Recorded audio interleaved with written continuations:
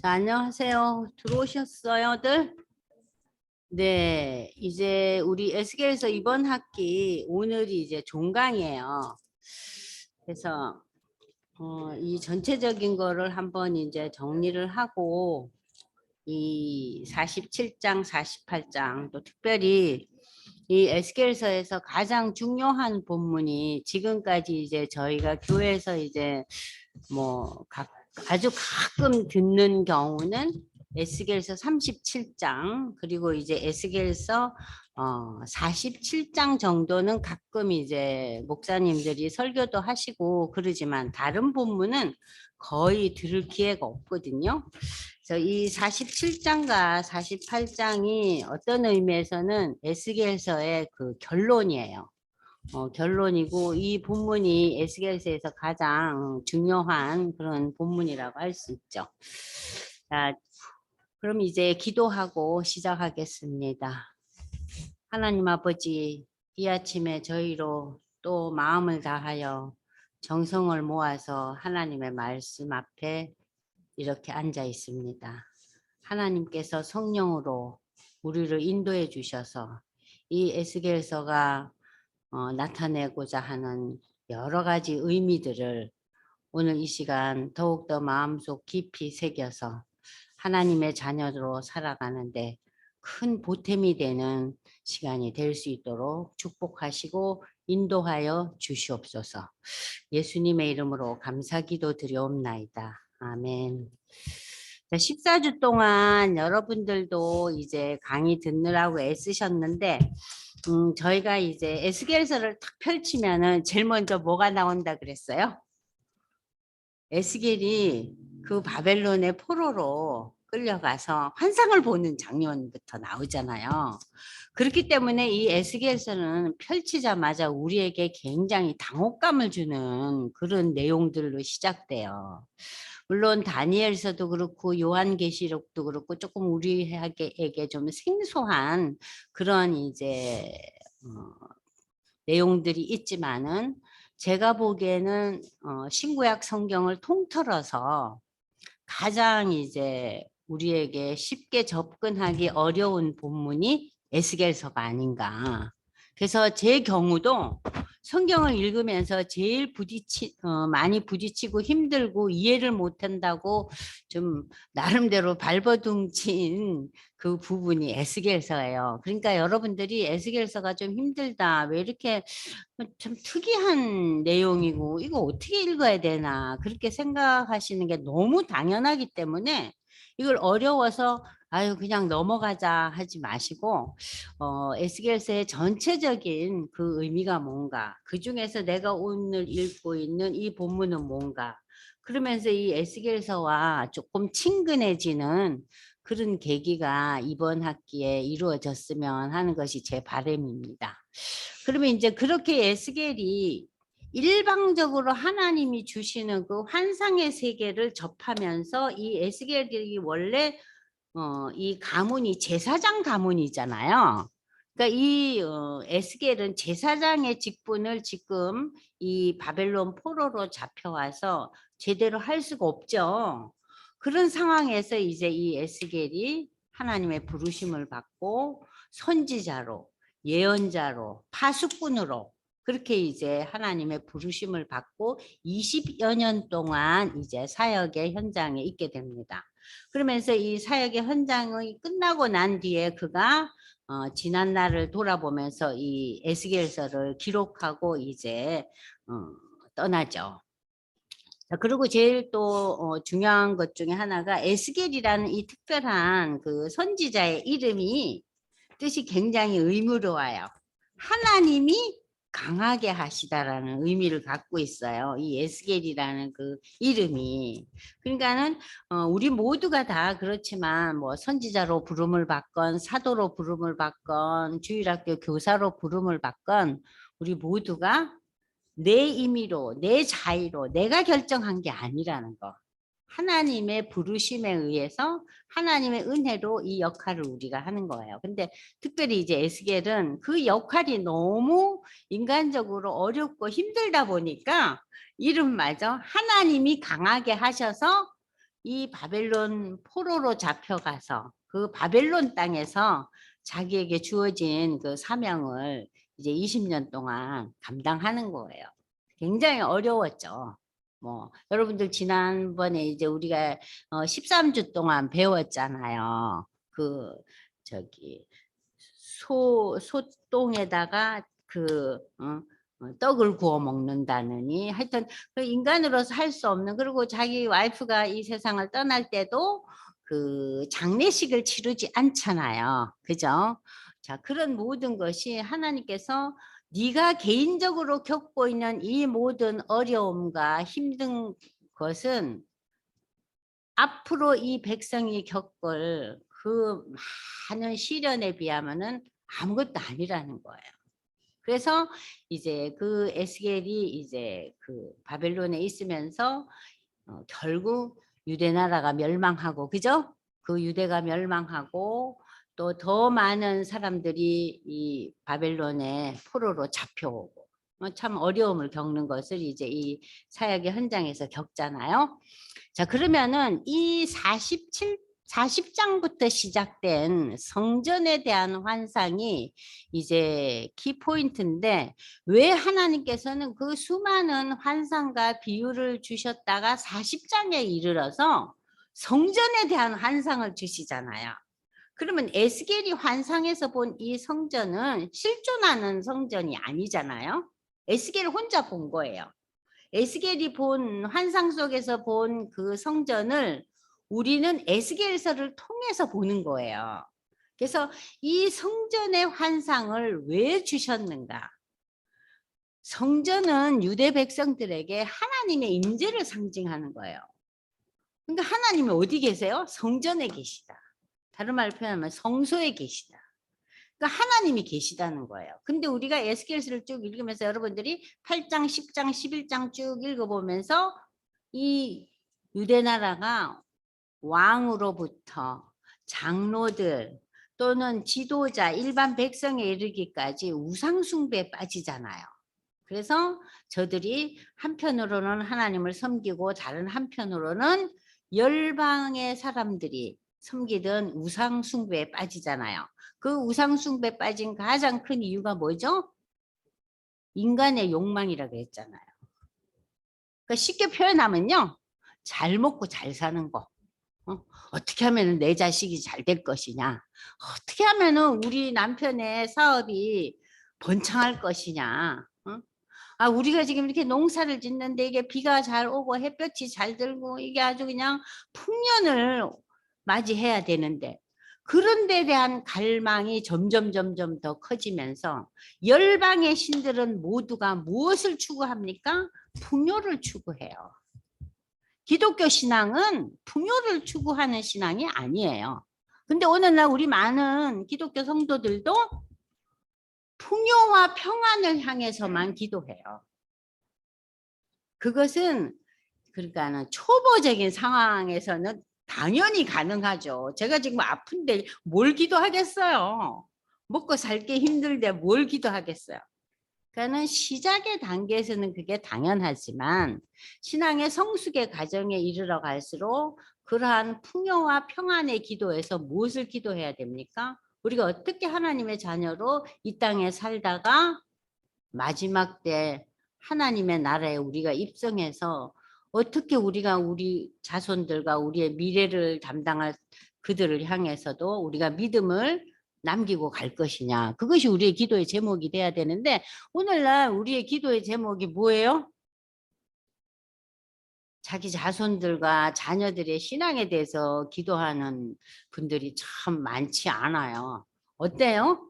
여기 우리 젊은 친구들 있는데 어머니들이 그런 기도를 많이 해야 되거든요. 뭐 우리 자식이 지금 시험을 앞두고 있는데 이 시험을 당장 돼야 돼요. 거기에 정신이 없잖아요. 근데 시험이 되고 성취하는 것은 불과 30년에서 50년이죠. 그 세월이. 그죠? 그런데 우리가 하나님의 자녀 되고 하나님의 나라에 간다는 것은 영원을 향한 여정이에요. 근데 우리는 이 30년에서 50년 동안의 성취와 성공을 위해서는 혼신의 힘을 다해요. 그잖아요. 그래서 저도 마찬가지예요. 그런 부분에서 우리가 이 에스겔서를 지금 47장, 48장을 읽으면서 그런 우리의 그 제한된 신앙, 하나님 보시기에 조금 부끄러운 그 신앙의 부분들이 좀, 어, 좀 정리가 되지 않겠나 싶어요. 그래서 이제 우리 47장에 들어갑니다. 자, 특별히 이 47장은 성전을 통해서 흘러나오는 물. 지금 우리가 하나님의 그 영광이 유다의 우상 숭배로 인해서 떠났잖아요. 성전에서 떠났죠. 여러분들 기억나시죠? 그런데 43장에 다시 하나님의 영광이 돌아오시잖아요. 그죠? 그것은 유대 나라의 회복을 의미한다 그랬죠. 그래서 그 회복을 이제 보여주면서 지금 바벨론 포로에 잡혀 있는 이 유대 백성들, 그리고 예루살렘의 성전이 다 불타고 성벽이 망가지고 한 그 상황에서 미래를 바라보라는 거예요. 비전을 가지라는 거예요. 지금 너희가 비록 이렇게 처참하지만 하나님께서 회복해 주실 것이다. 그러니까 하나님 돌아오시는 거예요. 그래서 이 돌아오신 하나님께서 이 성전에서 47장에 뭐가 나오냐면 물이 흘러나와요. 이 물이 생수, 생명을 주는 물이라는 거예요. 그래서 우리는 신약에서 이 생수, 이게 요한복음에 나오죠? 여러분 기억나잖아요. 요한복음에서 예수님이 누구를 만나요? 사마리아 여인을 만나잖아요. 그래서 이 사마리아 여인에게 무슨 말씀을 주세요? 내가 주는 물을 먹는 자는 영원히 목마르지 않는다 그러잖아요. 그러니까 이 생수의 의미가 이 47장에 있어요. 자, 그걸 여러분들이 염두에 두고 47장을 읽겠습니다. 그가 나를 데리고 성전문에 이르시니 성전의 앞면이 동쪽을 향했는데 그 문지방 밑에서 물이 나와 동쪽으로 흐르다가 성전 오른쪽 제단 남쪽으로 흘러내리더라. 성전을 통해서 물이 흘러나오는 거예요. 그가 또 나를 데리고 북문으로 나가서 바깥길로 꺾여 동쪽을 향한 바깥문에 이르시기로 본즉 물이 그 오른쪽에서 스며 나오더라. 그 사람이 손에 줄을 잡고 동쪽으로 나가서 바깥길로 꺾여 동쪽을 향한 바깥문에 이르러 본즉 물이 그 오른쪽에서 스며 나오더라. 그 사람이 손에 줄을 잡고 동쪽으로 나가며 천척을 측량한 후에 내게 그 물을 건너게 하시니 물이 제일 처음에는 어느 정도 와 있어요? 발목을 덮었어요. 그럼 이 발목을 덮었다는 건 뭐예요? 이제 신앙의 초보 단계예요. 아, 신앙의 세계가 이런 거구나. 다시 측량하니까 무릎에 올라왔어요. 또다시 이제 측량하고 내게 물을 건너게 하시니 물이 어디에 왔어요? 허리에 왔다. 그러니까는 내 삶의 거의 반 이상이 무엇으로 지금 넘쳐요? 신앙적인 사고와 삶으로 이제 점점 성령의 인도함을 받는 거예요. 다시 측량하니 물이 내게 건너지 못할 강이 됩니다. 그러니까 물이 넘쳐서 내가 이제 내 스스로의 힘으로 이게 컨트롤할 수 없는 거예요. 그래서 그 물이 가득해서 헤엄칠 만한 물이요 사람이 능히 건너지 못할 강이더라. 그가 내게 이르시되 인자야 내가 이것을 보았느냐 하시고 나를 인도하여 강가로 돌아가게 하시고로 내가 돌아가니 강 좌우편에 나무가 심이 많더라. 이 나무는요 우리가 창세기와 계시록에 나오는 생명나무를 상징해요. 자, 이 생수가 흐르고 생명나무가 많더라.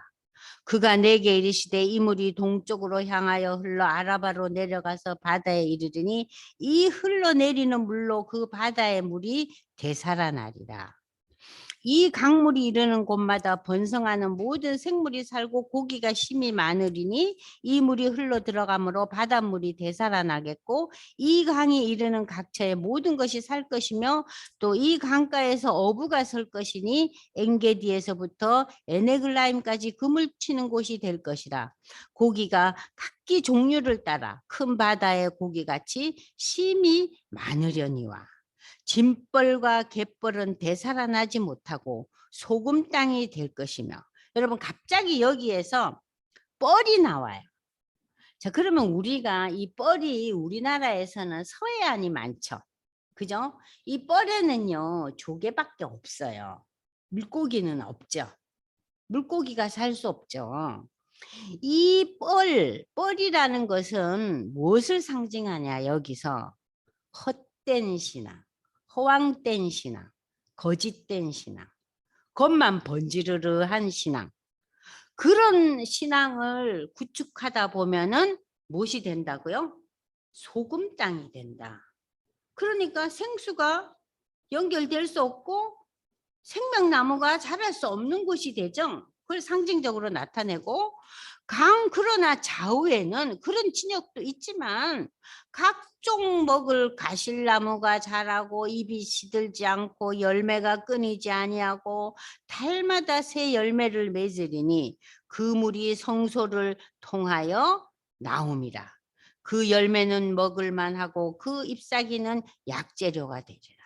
그러니까는 이 신앙의 열매는 우리의 삶을 생육하게 하고 우리의 삶의 여러 가지 어려운 힘든 것들에게 무엇이 돼요? 약재료가 된다. 힐링이 된다는 얘기예요. 힐링이 된다는 거예요. 그래서 우리가 지금 47장 1절에서부터 12절까지는 성전에서 흘러나오는 물을 통해서 우리의 삶의 그 변화를 이제 설명하고 있습니다. 여러분들 프린트를 넘어갈까요? 프린트 피세요. 또 프린트가 없는 분들은 화면을 피시면 됩니다. 자, 47장 처음 들어가는 새 성전에서 흘러나오는 생명수는 황무지를 적시고 사해를 소성시킨다는 47장의 이러한 환상. 이것은 이스라엘을 회복시키는 하나님의 구원 역사를 가리킨다. 또한 하나님의 구원 역사는 이스라엘 민족에만 국한된 것이 아니라 영적으로 죽은 자들과 다름이 없는 전 세계 열방을 대상으로 하고 있음을 시사하고 있다. 또한 이스라엘이 가나안 땅을 회복하리라는 예언은 장차 하나님의 영적 이스라엘 자손이 새하늘과 새 땅을 기업으로 차지하게 될 것을 이 47장 전체가 이제 이야기하고 있는데요. 여기에서 여러분들이 성전에서 흐르는 물, 생명수의 환상을 제가 설명한 걸 한번 보겠습니다. 에스겔 선지자는 천사의 이끌림을 받고 성전에서 흘러내리는 물을 청량하자 점점 물이 깊어져서 나중에 사람이 건너지 못할 큰 물이 넘치는 환상을 봅니다. 이 내용은 첫 번째, 하나님의 복음이 점진적으로 나타난다.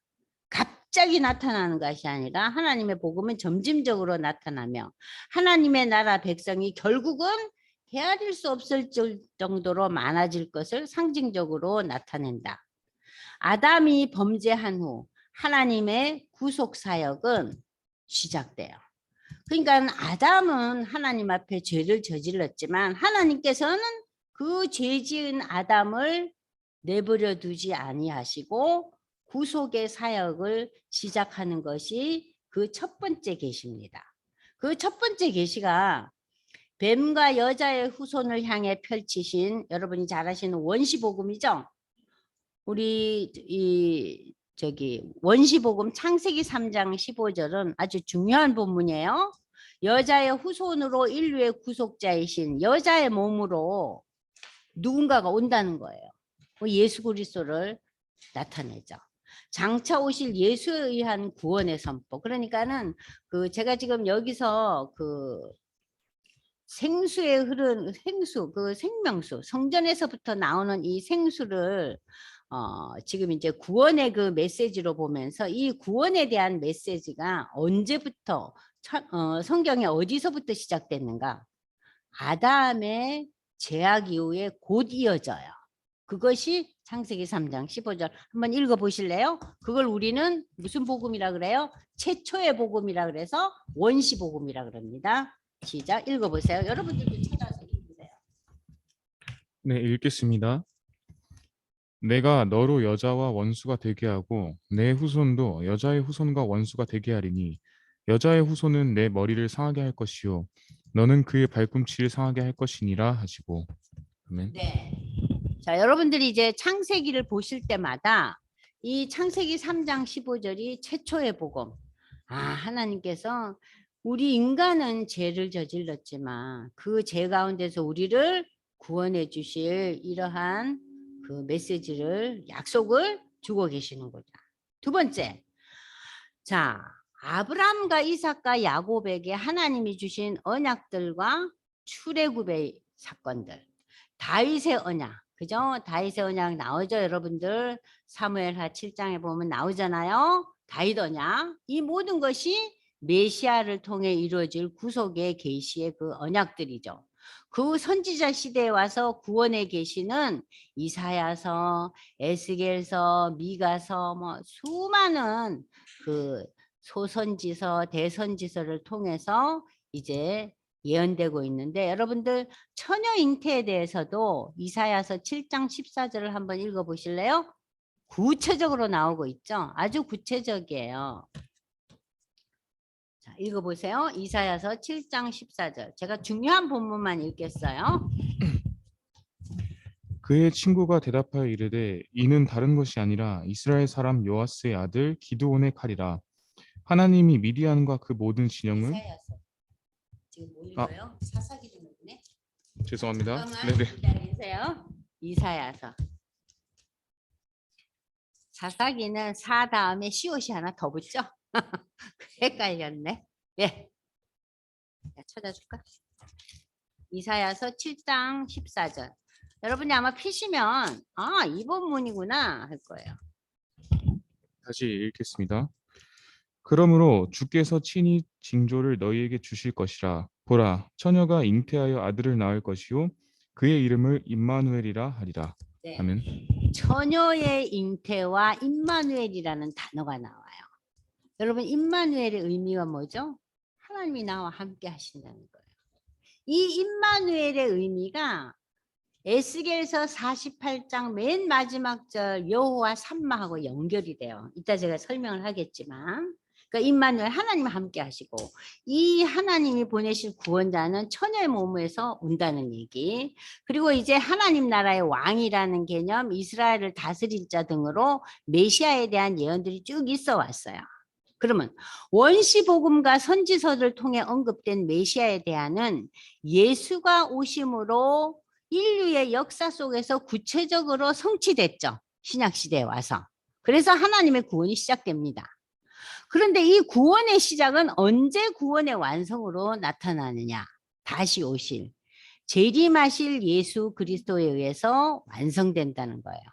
이 과정을 통해 하나님의 백성들은 점점 늘어나서 종말에 가서는 셀 수 없는 많은 무리들이 하나님의 자녀가 될 것이다.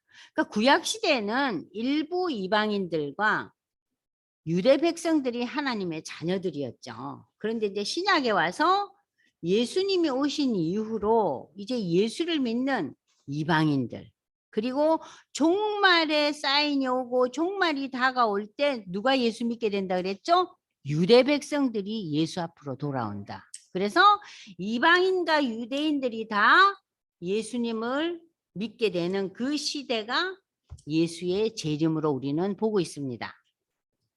자, 지금 우리가 읽었던 성전에서 흘러 넘치는 이 물의 환상은 역사적인 관점에서 보면은 계시는 점진적으로 펼쳐나가는 하나님 나라의 확장으로 나타나지만 자, 복음은 점점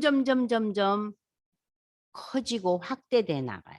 그래서 여러분들 그 유대 땅에 예수님이 오시고 예수님이 그 3년 동안에 공생을 할 때는 그렇게 많지 않은 무리들이었잖아요. 그죠? 그런데 그 작은 무리들이 예루살렘에 교회가 생기고 하루에 3,000명, 5,000명의 사람들이 회개하잖아요. 그럴 때 기존의 세력들인 유대의 그 지도층들이 저들을 무시하고 저들을 멸시하고 핍박하잖아요. 그래서 이 복음이 예루살렘에서 어디로 넘어갑니까? 소아시아로 넘어가는 거예요. 오늘날 터키 지역으로. 그리고 그리스로 가고 로마로 가는 거예요. 그럼 이 과정 속에서 하나님이 세운 자가 바울이죠. 그죠? 그래서 복음은 이렇게 확산되지만 점진적으로. 그래서 이 복음이 지금 거의 세계를 휩쓸고 있잖아요. 근데 이 복음이 유대 땅 예루살렘에 다시 돌아가서 그 유대 땅에 복음이 꼽힐 때 예수님이 오신다는 거예요. 그것이 역사의 종말이에요. 그것이 기독교의 역사관이에요. 그러니까 기독교의 역사관은 시작과 마지막이 분명하다는 거죠. 자, 그래서 이 성전에서 흘러 넘치는 이 물 조그맣게 발목을 적시다가 무릎이 오다가 허리에 오다가 내 머리로 넘어가는 이 물에 대한 그 환상은 점진적인 하나님 나라의 확장이지만 개인적으로 볼 때는 뭐예요? 개인의 신앙의 성숙을 나타내기도 한다는 거예요. 그래서 첫 단계는 이제 막 새로 태어난 어린아이와 같은 수준. 그래서 발목을 덮는다 그랬잖아요. 그죠? 자, 무릎에 물이 오르고 그 물이 허리 이상으로 차오르는 표현은 하나님의 은혜를 체험한 거예요. 하나님 살아계시네. 나의 나된 것은 하나님의 은혜라는 찬양이 절로 나오는 거예요, 이제. 그래서 그러나 한편으로 아직도 육신적인 생각에 지배당하고 영의 생각과 육신의 생각이 서로 부딪히면서 갈등하면서 발버둥치는 이러한 청년의 시절이에요. 비록 개인적인 중생의 체험은 했지만 육신의 지배를 받아 신앙적인 활동보다는 육적인 활동에 관심이 많다. 그래서 뭐 내가 일도 잘해야지, 내가 건강해야지, 또 좋은 배우자를 만나야지. 뭐 그러한 개인적인 그런 그 이 땅의 삶에 대한 앰비션이 많은 거예요. 응? 하나님 나라에 대한 그 소망보다는 이것이 청년기의 신앙입니다. 자, 그러나 물이 무릎에서 허리 이상으로 차오르는 것은 삶에서 부딪히는 각종 어려움들, 시험들을 잘 참아내고 그래도 이 인생이 중요하고 우리가 최선을 다해서 열심을 다해서 살아야 되지만 그래도 우리에게 가장 귀한 것은 복음이다 하는 그런 복음에 대한 그 열정이 이제 점점 생겨나죠. 그래서 물이 머리 끝까지 차올라 내가 건너지 못할 강이 되는 상황에 이른다. 성령의 충만함을 받는 상황이죠. 이는 인간적인 생각의 틀에서 벗어나서 온전히 하나님께 내어 맡긴 상태를 의미한다. 그러니까 어떤 의미에서 우리가 이 부분에 대해서 참 여러분들도 갈망하잖아요.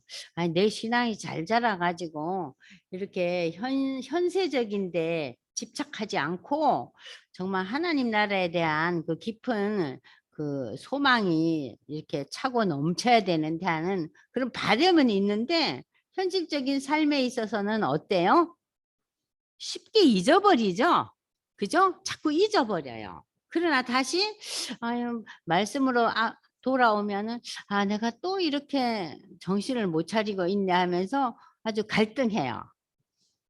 자, 그럴 때 우리가 아직도 복음을 받지 못한 자들, 우리 가족이나 주위 사람들에게 복음을 전하고 우리의 삶의 목표를 복음 전파에 두는 그리스도의 장성한 분량에 이르는 자들이 되어야 되었다. 이 장성한 분량이라는 것을 바울은 에베소서 4장 13절 15절에서 어떻게 표현하고 있나 한번 보세요.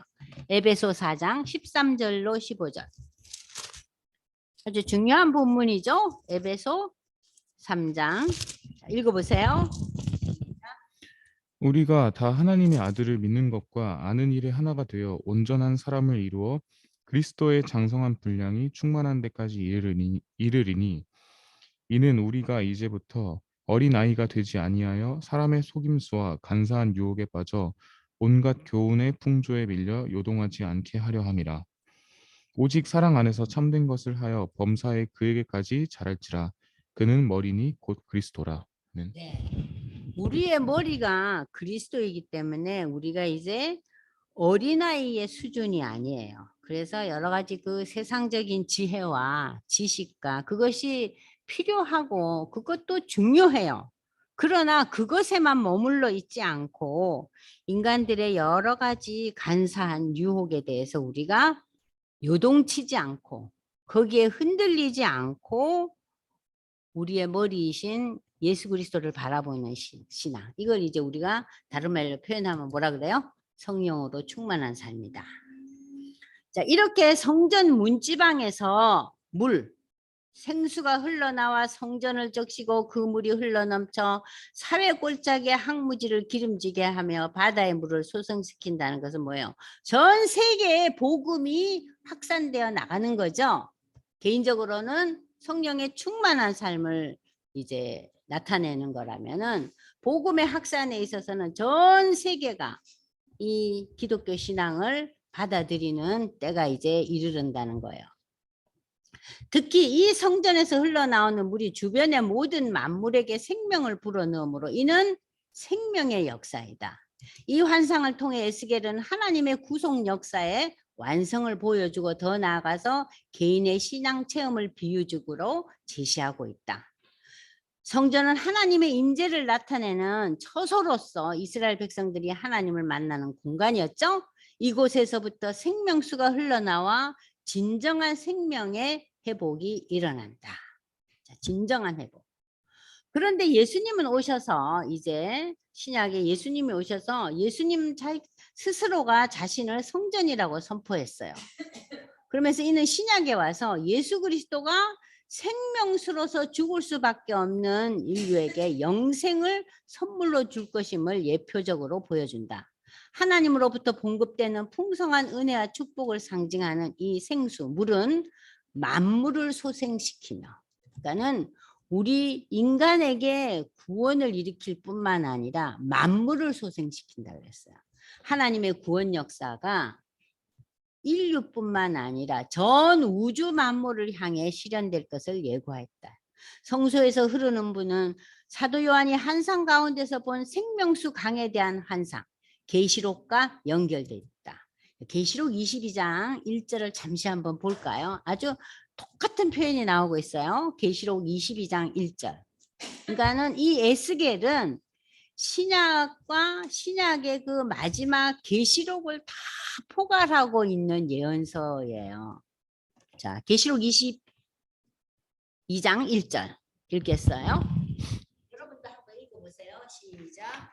또 그가 수정같이 맑은 생명수의 강을 내게 보이니 하나님과 및 어린 양의 보좌로부터 나와서 2절도 읽으세요. 길 가운데로 흐르더라. 강 좌우에 생명나무가 있어 12가지 열매를 맺되 달마다 그 열매를 맺고 그 나무 잎사귀들은 만국을 치료하기 위하여 있더라. 네, 이 네. 부분 우리가 아까 47장에서 읽었죠. 47장 12절에서 그대로 읽었잖아요. 시들지 않고 열매가 끊이지 않고 그 물이 성소를 통해서 물이 나오기 때문에, 그러니까 이 생명수를 받지 못하면은 우리는 어떻게 돼요? 진벌과 갯벌밖에 안 돼요. 그래서 그 많은 학문과 또 예술에 이렇게 심취되어 있던 수많은 그 머리 좋다는 사람, 참 정말 우리가 부러워하는 그런 사람들이 일생에서 어떤 부분은 우리가 요즘 많이 경험해요. 우울증에 빠지고 자살하고, 그죠? 그 유명한 사람들이 그런 일을 많이 하고 또 마약도 하고 그러잖아요. 네? 여러분들 마약을요 형편없는 사람들이 하지 않아요. 미국의 의사들, 대학 교수들, 최고의 학문의 영역에 있는 사람들이 마약해요. 왜냐하면 자신을 컨트롤을 못해서 그래요. 너무 뛰어나기 때문에. 그러니까 인간은 너무 뛰어나도 그것을 자기 자신이 컨트롤을 못하는 거예요. 그러니까 인간이 인간을 컨트롤할 수 있는 방법은 뭐밖에 없죠? 성령의 인도함밖에 없어요. 왜냐하면 우리는 하나님의 형상으로 만들어진 존재이기 때문에 우리를 컨트롤할 자는 하나님밖에 없다는 거예요.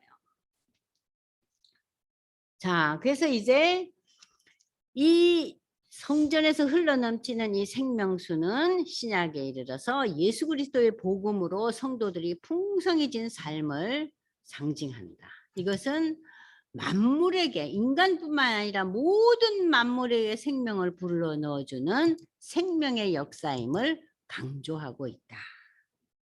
자, 우리 형제가 이제 13절부터요. 43장 13절부터 23절까지 한번 읽어볼까요? 자, 지금 우리가 읽은 거는 47장 1절에서 12절까지는 뭐예요? 성전에서 흘러나오는 물, 생명수.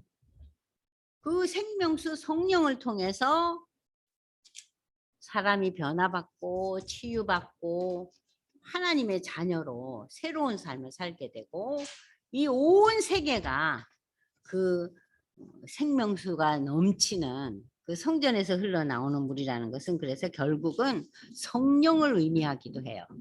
이해되시죠? 네. 47장 13절에서부터는 새로운 땅, 이 땅의 경계와 분배에 대한 내용입니다. 주 여호와께서 이같이 말씀하셨느니라. 너희는 이 경계선대로 이스라엘 12지파에게 이 땅을 나누어 기업이 되게 하되 요셉에게는 두 몫이니라. 내가 옛적에 내 손을 들어 맹세하여 이 땅을 너희 조상들에게 주겠다고 하였나니 너희는 공평하게 나누어 기업을 삼으라. 이 땅이 너희의 기업이 되리라. 이 땅 경계선은 이러하니라. 북쪽은 대해에서 헤들론 길을 거쳐 스닷 어기까지니 곧 하맛과 브로다며 다메섹 경계선과 하맛 경계선 사이에 있는 시브라임과 하우란 경계선 곁에 있는 하셀핫디곤이라. 네, 거기까지 보시면요. 여러 이제 지명이 나와요. 그러면 하나님께서 이스라엘의 12지파에게 이제 이 땅을 나눠 주어서 그 기업이 되게 하는데 요셉이 나오죠. 근데 우리가 이스라엘의 12지파는 요셉에게는 두 지파가 나오잖아요. 그게 누구예요? 므낫세와 에브라임이죠. 근데 여기 이 에스겔 47장에서 에스겔이 환상 가운데서 본 그 땅 분배에 있어서는 하나님께서 그 두 지파를 그냥 요셉으로 이렇게 하나로 만들어 놨어요. 요셉에게는 그래서 두 몫이라는 말은 나오죠. 그 다음에 또 이 땅을 나누어 줄 때 하나님의 방법이 뭐예요? 공평하게 나누어 기업을 삼으라. 근데 이 공평의 개념이요. 우리 사람들이 생각하는 공평하고 달라요. 하나님의 공평의 개념은요. 하나님이 주시는 걸 그대로 받는 거예요. 근데 우리가 보통 어때요? 아, 옆에 사람은 하나님이 주신 은사가 참 멋있고 많어. 근데 난 아무래도 별 은사가 없네? 은사가 없는 것 같아. 그러니까는 그냥 예수 믿을 재미가 없어. 그렇게 얘기들 하시는 분이 가끔 있잖아요. 나는 그냥 예수 믿는 것도 너무 흐리멍텅 믿는 것 같아. 그런 표현들을 하시잖아요. 근데 그것은 본인의 생각이에요. 하나님께서는 반드시 뭐 이렇게 말씀을 전하고 말씀을 가르치고 찬양의 사역자가 되고 선교지에 나서 선교를 하고 그런 분들만 하나님의 은혜와 은사가 있는 건 아니죠. 그잖아요. 다 각기 맡은 역할이 다르다는 거죠. 그러니까 내가 맡은 역할이 뭔가. 저는 이번 학기에 우리 한 분을 만났는데 그분이 오늘 아침에도 오셔서 제가 제일 먼저 물은 얘기가 뭐냐면은 아우 어머니 잘 계셔요? 아유, 오늘도 가셔요? 매일 가셔요? 어머니가 94살이신데 매일 이웃에 사시지만 매일 가서 밥 어떻게 드시나 뭐 어떻게 지나 매일 만나고 오신대요. 저는 우리 시어머니한테 그렇게 못했어요. 그렇게 못했어요. 물론 바로 이웃에 사시진 않았지만 매일 이렇게 방문하고 뭘 잡수나 제대로 주무시나 보통 일이에요. 이 대단한 은사잖아요. 그거는 인간의 힘으로는 정말 못해요. 저 그래서 오늘 굉장히 놀라고 아이고 내가 우리 시어머니한테 제대로 못한 게 너무 마음이 뜨끔하더라고요. 지금은 돌아가셨지만. 자, 여기 이제 이렇게 보시면은 공평하다는 의미는요, 인간의 생각에 의한 공평이 아니에요. 하나님이 주시는 것을 그대로 받는 것이 공평이에요.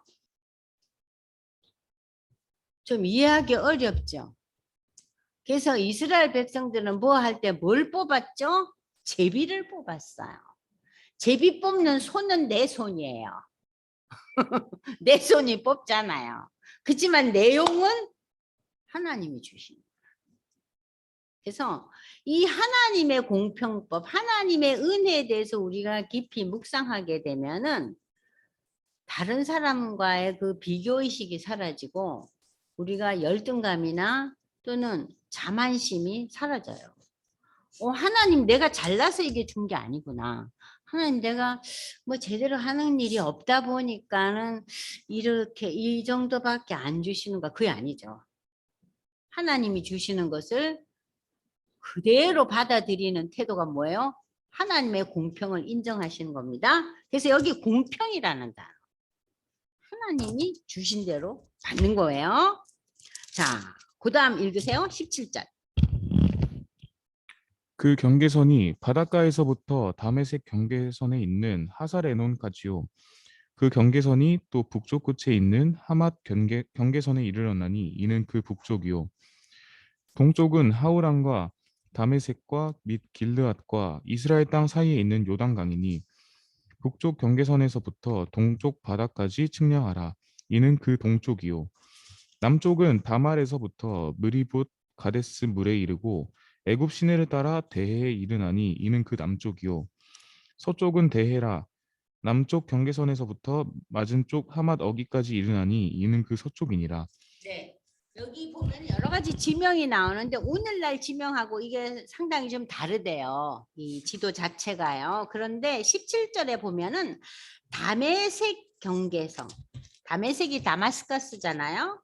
이게 지금 오늘날로 말하면 레바논의 맨 북쪽이에요. 그러니까는 종말에 예수님이 재림할 때 그 유대 백성들이 많은 유대 백성들이 예수를 믿게 될 때 그때 유대 땅이 이스라엘 땅이 레바논 끝까지 다 차지하지 않겠나 하는 그런 얘기가 있어요. 이해되세요? 지금 이스라엘 땅이 많이 커졌죠. 그죠? 중동 전쟁을 통해서 그잖아요. 처음보다. 그러니까 이 이스라엘이 조금 더 이렇게 확장될 거다 하는 그런 얘기들이 있더라고요. 자, 21절부터 또 다시 읽어보겠습니다. 그런즉 너희가 이스라엘 모든 지파대로 이 땅을 나누어 차지하랴. 너희는 이 땅을 나누되 제비 뽑아 너희와 너희 가운데 머물러 사는 타국인 곧 너희 가운데에서 자녀를 낳은 자의 기업이 되게 할지니 너희는 그 타국인을 본토에서 난 이스라엘 족속같이 여기고 그들도 이스라엘 지파 중에서 너희와 함께 기업을 얻게 하되 타국인이 머물러 사는 그 지파에서 그 기업을 줄지니라. 주 여호와의 말씀이니라. 네, 여기 22절부터요. 21절부터 23절까지 이제 이 땅 분배에 있어서 방법이 뭐였어요? 제비 뽑는 방법이에요. 이 제비 뽑는 방법이 하나님의 방법이라 그랬잖아요. 그리고 타국인들도 그들이 너희 가운데서 자녀를 낳은 자의 기업이 되게 할지니 너희는 그 타국인을 본토에서 난 이스라엘 족속같이 여겨라. 이 얘기는 뭐냐? 신약에 와서 복음은 유대 땅에서 비롯되었지만 예수님이 유대 땅에 오셨잖아요. 비롯되었지만 그 복음이 유대를 넘어가서 사마리아와 땅끝까지 이르렀잖아요. 그죠? 그러니까는 이 하나님의 복음, 하나님의 자녀 되는 것이 유대인들뿐만 아니라 이방인까지 이제 그 하나님의 자녀가 되는 기업을 얻게 된다는 것을 상징적으로 나타냅니다. 이것은 그리스도 예수를 통한 이방인들 향한 선교가 이제 계속 이어질 거라는 것도 상징적으로 나타내고 있죠. 타국인이 머물러 사는 그 지파에서 그 기업을 줄지라. 그러니까 이방인에게도 분배가 된다는 얘기예요. 땅 분배가. 아시겠어요? 그러면은 지금 이게 옛날 유대 백성들에게는 이게 어림없는 일이잖아요. 옛날 유대 백성들은 종들한테 땅을 빌려줘요. 그죠? 그 이제 희년이 오면은 그 땅을 도로 백하는 거예요. 그리고 이 종들이 자유함을 얻어서 잔치를 벌이는 게 희년의 잔칫날이잖아요. 그죠? 근데 여기서는 이제 그 구약의 모든 법은 이제 사라지고 이방인도 뭘 받아요? 하나님으로부터 분배를 받는 거예요. 분배를 받는 거예요. 그것이 이 에스겔이 기록되고 500년 후에 구체적으로 나타난 것이 신약 시대의 사도행전이잖아요. 그죠? 이해되셨죠? 네. 자, 그럼 여러분들이 이제 49페이지로 넘어갑니다. 49페이지 프린트를 보시면 이제 우리가 배우고 있는 이 47장, 48장에 와서 생명수강이 흘러내리고 난 뒤에 자, 그들에게 하나님의 그 생명수 성령이 넘치고 난 뒤에 이제 그들에게 하나님께서 무엇을 주세요? 땅 분배가 시작된 거예요. 그러니까 여기서 알 수 있는 것은 뭐예요? 그 생명수가 넘쳐야 돼요. 하나님의 성령의 인도함을 받고 내가 하나님의 자녀 돼야지 뭘 받아요? 하나님으로부터 분배를 받는다는 얘기예요. 그래서 이 47장에 이 놀라운 성전에서 흐르는 생명수가 나오고 그 다음에 이제 땅 분배가 나오는 겁니다. 이해되셨죠? 네.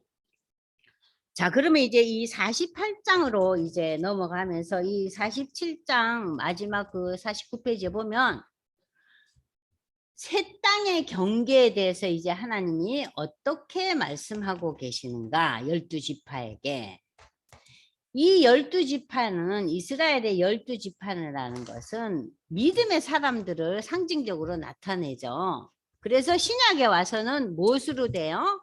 신약에 12 사도들에 의해서 계시록에 12장로로 나오잖아요. 그죠? 그죠? 그러니까 12지파 12장로. 그러니까 구약과 신약을 다 아우르면서 결론은 뭐냐? 믿음의 사람들이에요. 12지파나 12장로나 이게 다 한마디로 표현하면은 뭐예요? 믿음의 사람들, 하나님의 자녀된 자들을 가리키는 거예요. 아시겠죠? 자, 그러면 그들이 받을 분배하는 거. 이 분배, 이 땅은 예전에 모세 시대에 받은 땅은 가나안에 그 젖과 꿀이 흘렀잖아요. 그죠? 그 젖과 꿀이 흐르는 그 땅 분배를 받은 그 경계와는 달라요. 구원받을 새 백성들이 거주할 땅이기 때문이죠. 모세 시대와는 다른 거예요. 자, 모세 시대에는요, 여러분들, 이스라엘의 그 12지파 중에서요, 레위 지파는 땅 분배가 없었죠. 왜냐? 그들은 하나님께 제사 드리는 특별한 거룩한 구별된 지파였어요. 그래서 레위 지파는 땅 분배에 빠져요. 그죠?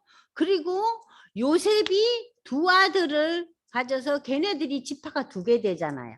그래서 땅 분배가 12개로 나눠지죠. 그러니까는 지파는 엄격히 말하면 13개죠. 그렇잖아요? 근데 레위는 땅 분배를 못 받고 땅 분배 대신에 하나님의 성소를 다듬는 사람이니까 그들에게는 땅 분배가 없었어요. 그들에게는 성읍이 있었어요. 성전 옆에서 가까운 데 있으면서 성읍을 줘서 거기서 살게 하고 거기서 온 식구들이 먹고 살 수 있는 그런 땅은 줬지만 뭐 농작물을 하고 또 양을 치고 그런 땅은 주지 않았다는 얘기예요. 그런데 지금 이제 이 48장에 와서는요. 레위 지파에게 땅을 줍니다. 왜냐? 레위 지파가요. 자, 지금 우리가 유대 나라가 지금 이 에스겔의 상황은 어때요? 지금 멸망했잖아요. 멸망한 유대 나라가 왜 멸망합니까? 우상을 섬겨서 멸망하는데 이 하나님께 제사 드리는 특별한 그 부름을 받은 레위 지파가 다른 지파하고 하등의 차이가 없이 같이 우상을 숭배해요. 그래서 하나님이 어떤 벌을 주시냐? 그들을 제사에 참여 못하게 합니다. 이 에스겔서에 와서. 그래서 누구를 제사에 참여하게 해요? 사독 제사장의 후손들만 그 제사에 참여하게 합니다. 물론 이러한 법규와 이러한 모든 내용들은 현실에서 있었던 얘기가 아니에요. 지금 에스겔의 환상에서 일어난 얘기지만 우리에게 많은 걸 시사하죠. 하나님의 종으로 하나님께 제사 드리는 지파로 불림을 받은 레위 지파마저 하나님이 어떻게 했어요? 내리치셨어요. 에스겔 환상에서 내리치시고 사독 제사장 계열만 이 제사를 드리는 자들로 거룩한 백성으로 따로 뽑았어요. 그것은 뭘 상징합니까? 어떠한 명칭이나 타이틀이 중요한 게 아니죠. 우리가 어떻게 준비하고 사느냐, 하나님의 나라를. 거기에 따라서 우리의 마지막이 결정되는 거예요. 어떤 의미에서는 굉장히 두려운 말씀이에요. 와, 하나님이 레위 지파도 땅을 분배하시고 와, 레위 지파의 원래 그 자신의 일을 내려놓겠어요. 그래서 레위 지파는 뭐예요? 그 제사 드릴 때 동물을 잡고 거기 정리하고 돕는 자로 세워줬어요. 제사는 못 드리겠단 말이에요. 이 에스겔의 환상 가운데서. 자, 보겠습니다. 자, 그러면 구원받을 새 백성들이 거주할 땅이기 때문에 모세 시대의 땅 분배와 다르다는 거예요. 신약에 와서는 이 땅을 가리켜서 낙원이라고 표현을 했어요. 신약 시대에 와서. 이 낙원이 어디에서 표현됩니까? 예수님이 십자가에 못 박혀 돌아가실 때 그 한편에 그 강도가 뭐라 그래요? 자기를 구원해 달라 그러잖아요. 자기를 불쌍히 여겨 달라 그러잖아요. 그럴 때 이 예수님이 그 강도에게 뭐라 그래요? 오늘 네가 나와 함께 어디에 있으리라? 낙원에 있으리라 그랬어요. 그래서 첫 번째는 이 낙원이라는 단어, 패러다이스라는 단어를 썼어요. 근데 우리가 낙원이라 그러면 우리가 어떤 걸 생각해요? 와, 굉장하죠? 그죠? 낙원에 간다, 낙원에 간다. 근데 이 말씀을 볼 때는 낙원이라는 게 굉장한 의미라는 것을 우리가 상기하는데 평소에는 우리가 낙원에 대해서 생각해요? 어때요? 이 형제는. 여기 앉아서 지금 강의를 몇 분 듣고 계신데 우리가 낙원에 대한 생각하고 있어요? 낙원? 뭐 낙원 가지 뭐 패러다이스 호텔 좋더만. 이 정도밖에 생각을 안 해요. 나이로비 가면요 패러다이스 호텔이 있어요. 우리나라 사람이 지금 그 나이로비의 패러다이스 호텔 너무 근사해요. 네, 굉장히 멋진데 근데 그 패러다이스 호텔을 지은 분이 장로님이세요. 그래갖고 그 낙원을 생각하면서 지으셨대요. 그 호텔이 막 엄청나게 커요. 신라 호텔 몇 배 될 거예요. 무진장 커요. 아무튼 신약에 와서는 우리가 그 소망하는 데를 이렇게 낙원이라고 표현하는데 이 12지파에게는요, 이 낙원의 개념이 공정하게 땅으로 나와요. 땅이 배분되고 각 지파의 땅은 남쪽 북쪽으로 질서정연하게 그 12지파에게 이제 48장에 가면은 배분이 되는데 왕과 제사장과 레위인들의 기업이 있고 그리고 그 중앙에 뭐가 위치해요? 성소가 위치한다. 성소가 제일 중앙에 있어요. 그리고 성소 근처에 누가 있어요? 왕의 땅, 제사장이 지낼 때 레위인들의 그 땅이 있어요. 이는 하나님의 백성은 성소와 하나님 중심으로 살아야 함을 의미한다. 그러니까 우리가 이제 종말에요. 우리가 그 새하늘과 새 땅, 그 새 예루살렘 성으로 들어가잖아요. 거기 들어가면요. 우리 믿음의 사람들은 다 들어가죠. 입장은 다 허가돼요. 우리가 입장권은 다 받았어요. 그런데 그 입장권에요. VIP 입장권이 있고요. 그냥 A석, B석, C석 있듯이 그건 뭐예요? 구원의 상급이에요. 아시겠어요? 구원은 무엇으로 이루어져요? 예수 신앙 고백으로 구원이 이루어지지만 구원의 상급은 엄격하게 달라요. 그러니까 하나님께서는 우리에게 구원의 상급을 주실 거예요. 그러니까 그 새하늘과 새 땅, 그 새 예루살렘은 하나님 앞에 더 가까이 가는 그 하나님의 보좌 앞에 더 가까이 가는 자. 저는 암만 생각해도 멀리 있을 것 같아요. 하도 제 성질대로 살아가지고. 에? 자, 그런데 이 각 지파의 땅이 질서정연하게 배열돼 있고 가운데 성소가 있고, 그런데 이 성소에 대해서는 어떻게 표현하고 있냐면요. 여러분들 보세요. 이제 48장 1절에서부터 8절까지 우리 형제가 한번 읽어보세요. 모든 지파의 이름은 이와 같으니라. 북쪽 끝에서부터 헤들론 길을 거쳐 하맛 어기를 지나서 다메섹 경계선에 있는 하살에논까지 곧 북쪽으로 하맛 경계선에 미치는 땅 동쪽에서 서쪽까지는 단의 몫이요. 경계선 다음으로 동쪽에서 서쪽까지는 아셀의 몫이요. 아셀 경계선 다음으로 동쪽에서 서쪽까지는 납달리의 몫이요. 납달리 경계선 다음으로 동쪽에서 서쪽까지는 므낫세의 몫이요. 므낫세 경계선 다음으로 동쪽에서 서쪽까지는 에브라임의 몫이요. 에브라임 경계선 다음으로 동쪽에서 서쪽까지는 르우벤의 몫이요. 르우벤 경계선 다음으로 동쪽에서 서쪽까지는 유다의 몫이요. 네, 여기 8절을 보세요. 유다 경계선 다음으로 동쪽에서 서쪽까지는 너희가 예물로 드릴 땅이라. 너비는 2만 5천이요 길이는 다른 몫의 동쪽에서 서쪽까지 와갖고 성소는 그 중앙에 있을지니. 이게 뭐예요? 거룩한 땅이에요. 그래서 보시면 곧 너희가 여호와께 드려 예물로 삼을 땅의 길이는 2만 5천여 너비는 이거 이제 성소죠. 이 드리는 거룩한 땅은 제사장에게 돌릴지니라. 그러니까 중앙에 뭐가 있어요? 성소가 있다는 얘기예요. 그런데 이 중앙에 성소가 있다는 얘기가 계속해서 지금 이렇게 나오고 있어요. 중앙에 10절도 보세요. 여기 그 중앙에 여호와의 성소가 있고, 그 다음에 여러분들 21절에 보세요. 거룩하게 구별할 땅과 성읍의 기지 좌우편에 남은 땅은 또 거룩하게 구별할 땅의 동쪽을 향한 그 경계에서 단 2만 5천 척과 서쪽을 향한 그 경계에서 2만 5천 다른 목도가 영접하나 이것은 군주에 돌릴 것이며 거룩하게 구별할 땅과 성전의 성소는 또 어디에 있다고요? 중앙에 있다. 그러니까 성소가 중앙에 있다는 얘기를 계속해서 하고 있는 건 뭐예요? 성소가 이 땅 분배에 있어서 가장 중요한 부분에 중앙에 있어서 성소에서 멀리 있든 가까이 있든 모든 이 믿음의 사람들이 성전 중심의 삶을 살아야 된다는 얘기예요. 땅 분배를 하면서.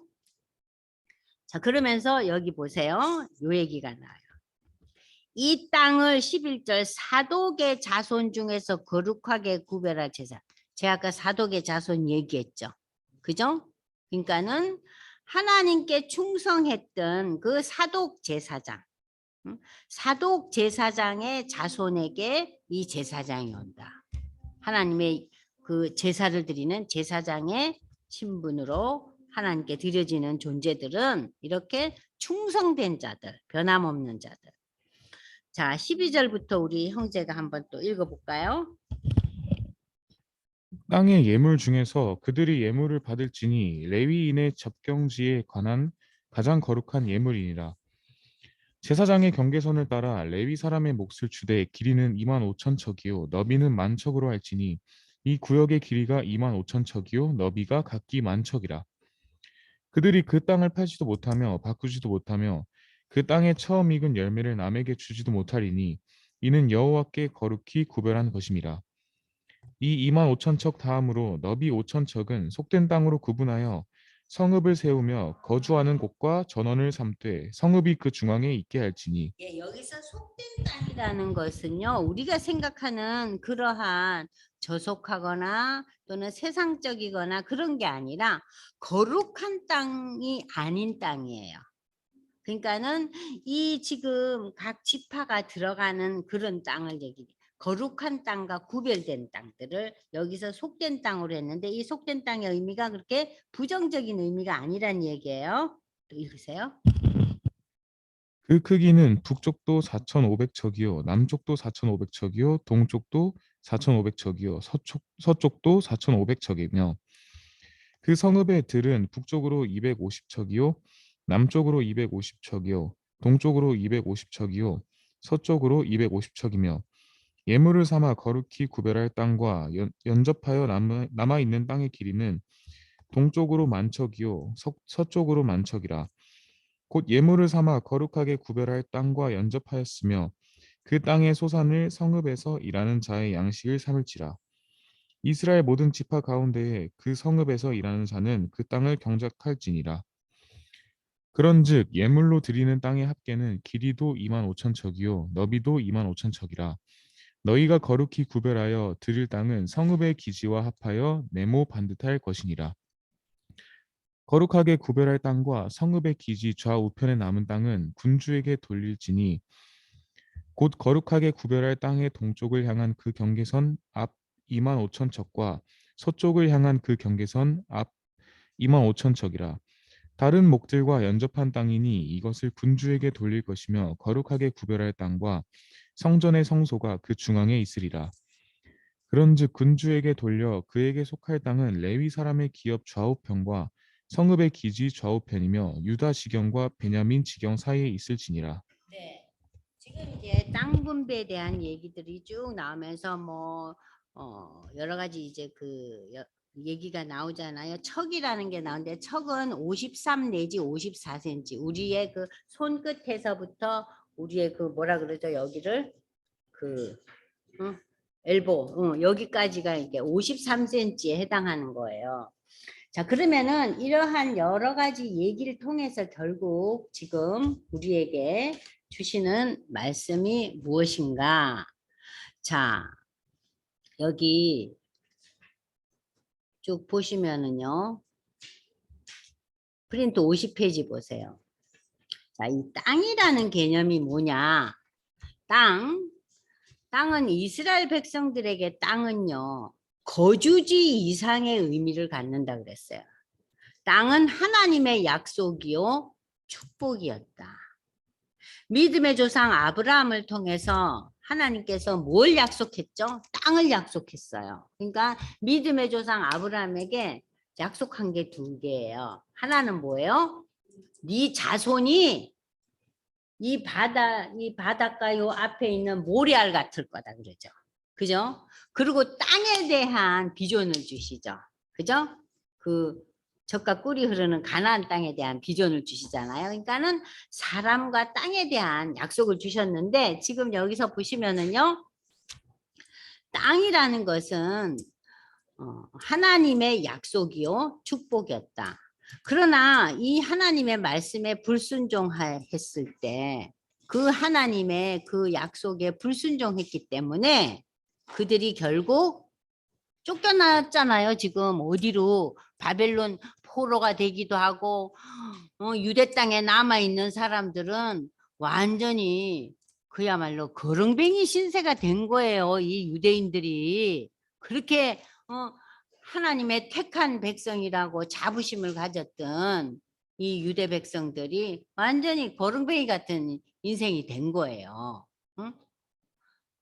저들이 가나안 땅으로의 귀환은 하나님의 약속과 축복이 회복되는 것을 의미한다. 그런데 그들이 결국 어떻게 됩니까? 그러니까 여러분들이 역대기하와 열왕기상 맨 마지막에 읽을 때, 그리고 이제 에스라서 1장을 읽을 때 그 고레스 바사 왕의 도움을 받아서 그들이 돌아가잖아요. 이 돌아가는 것을 우리는 그냥 보통 성경 읽을 때는 무심코 읽잖아요. 그냥 하나님이 도와주셔서 이 고레스가 뭐 성령의 인도함을 받아가지고 아니 뭐 이 포로된 자를 다 보내주고 또 뭐 그들이 또 새로운 성전을 짓게 하려고 뭐 여러 가지 것을 많이 조달해 줬구나. 그렇게 그냥 우리는 생각해요. 근데 그것을 이 하나님의 그 약속에 대한 불순종에 대해서 저들을 포로가 되게 하고 나라를 완전히 멸망시키고 난 뒤에 다시 돌아갈 수 있게 한다는 거. 그리고 그들이 다시 하나님의 백성으로서 삶을 회복할 수 있다는 것은 인간적인 생각으로는 불가능한 일이에요. 불가능한 거 아니에요? 그죠? 근데 이스라엘의 역사에 있어서는 너무나 불가능한 일들이 많았잖아요. 제가 언젠가 출애굽기를 읽는데요. 그냥 출애굽기 읽었죠. 그냥 뭐 이렇게 읽고 뭐 불기둥이 어떻고 구름 기둥이 어떻고 생수가 터지고 아이고 하나님이 온갖 거 다 주시네 이렇게 읽지만 그 하나를 딱 집어서 한번 생각해 보세요. 지금 우리가 사막에 있는데 그 쨍쨍 내렸지는 햇볕. 그러니까 우리가 보통 여름에 여러분들이 그냥 이렇게 바닷가나 우리 집 앞을 산책할 때 해가 너무 뜨겁다. 해가 뜨거우면 우리는 선글라스도 끼고 양산을 펼쳐들고 남자들은 모자 쓰잖아요. 근데 그거를 누가 다 해주셨어요? 하나님 해주신 거예요. 이게 놀라운 일이거든요. 사막에 어떻게 물이 그냥 막 솟아나요? 예? 그리고 밤에는요, 이때는 전등불이 없잖아요. 깜깜구란이에요. 그런데 하나님이 불로 기둥을 세워주셔서 그들이 거기서 머물면서 잠자리를 하고 살 수 있게 했어요. 그리고 저는 또 재밌는 표현이 뭐 신발이 닳지 않았다는 거 기억나셔요? 그죠? 근데 우리가 성경 읽을 땐 참 무심코 있잖아요. 근데 여러분들이 새 신발을 살 때 내 신던 신발이 닳아서 새 신발을 신을 때 한번 그 생각을 한번 해보세요. 하나님 별걸 다 해주셨네.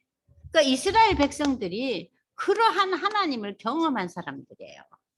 그럼에도 저들이 얼마 못 가서 뭘 만들어요. 시내산 밑에서 모세가 빨리 안 내려온다고. 예? 금송아지를 만들잖아요. 그러니까 이렇게 인간이 저질스러워요. 인간이 이렇게 저질스러워요. 택한 백성임에도. 그러니까 이 에스겔서를 읽으면서 지금 에스겔이 포로 상황이에요. 포로. 바벨론 포로가 됐어요. 응? 그 왕은 눈이 다 뽑혔어요. 이게 무슨 꼴이에요. 정말 엄청난 시련의 상황이에요. 근데 그들로 하여금 돌아가게 하는데 이 돌아가게 하는 데 있어서 하나님이 특별히 세우신 이 에스겔 선지자를 통해서 이러한 환상을 보여준 거예요. 너희는 회복할 것이다. 너희에게 땅을 줄 것이다. 지금 에스겔에서 지금 제시하는 이 땅은요. 우리가 살고 있는 이 지구상의 땅이 아니에요. 새하늘과 새 땅, 새 예루살렘에 들어가는 그 포션, 그 땅이에요. 근데 우리가 에스겔 읽을 때 뭘 생각해요? 유대인들하고 똑같잖아요. 아유, 무슨 땅을 줄래나? 우리 기름진 땅 줄래나? 우리는 그냥 사막 같은 땅을 줄래나? 그러니까 우리는 언제든지 적용도요. 세상에 대한 적용이 먼저 앞서요. 그런데 에스겔서를 읽으면서 우리의 적용이 어디에 있어요? 새하늘과 새 땅을 향해 있어요. 그것이 성경의 다른 부분하고 많이 달라요. 그래서 저도 에스겔서를 읽을 때 처음에 너무 몰라가지고 무슨 이런 내용이 다 있나고 몇 번을 그만뒀는데 에스겔서를 여러분들이 이제 앞으로 읽으면 읽을수록 야 이건 진짜 특별한 책이구나. 이 에스겔서에는 뭐가 있냐? 신약 시대의 예수의 얘기가 있고 신약 시대의 마지막인 계시록이 있구나. 그걸 전체 포괄을 하고 있어요. 그래서 제가 에스겔서 그 48장은 너무나 정말 감격스럽고 환희에 넘치는 그런 장이라는 거예요. 자, 그래서 여기 이제 여러분들 보시면은 그 땅이 그냥 땅이 아니라는 거를 여러분이 꼭 생각하시고 읽으셔야 됩니다.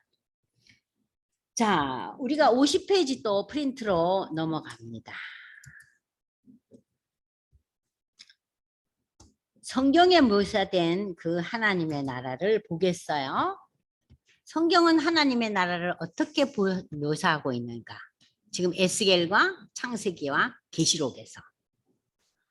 자, 생명수 강이란 예수의 보혈과 성령을 상징하고 생명나무는 성도들이 풍성한 생명을 누릴 것을 상징한다.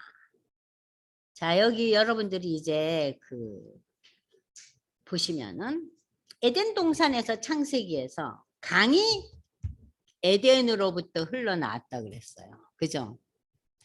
그럼 여러분 지금 이 에덴은 어디예요? 에덴은 우리가 쫓겨났던 곳이에요. 그러니까 에덴은 다른 말로 표현하면 천국이죠. 그죠? 그런데 이 강이 에덴에서 흘러나왔는데 자, 여기 에스겔에서는 새 성전에서 물이 흘러나왔다 그랬죠. 47장에. 그죠? 47장에 물이 흘러나왔잖아요. 그죠? 그럼 그 이제 계시록에서는요. 수정같이 맑은 생명수가 아까 우리 계시록 22장 1, 2절에 나오잖아요. 흘러나왔잖아요. 그러니까는 생명수 강에 대한 언급이 창세기와 에스겔과 계시록에 나와 있어요. 그러면 생명나무에 대한 언급은 또 어떻게 나와 있느냐? 자, 에덴 동산에 여호와 하나님이 그 땅 보기에 아름답고 먹기에도 좋은 나무가 나게 하시니 동산 가운데 뭘 뒀어요? 생명나무와 선악을 알게 하는 나무가 있었더라 그랬어요. 이 생명나무가 있었어요. 에덴 동산에. 그래서 이 우리가 에덴에서만 살았으면 우리는 영원히 사는 거예요. 안 죽어요.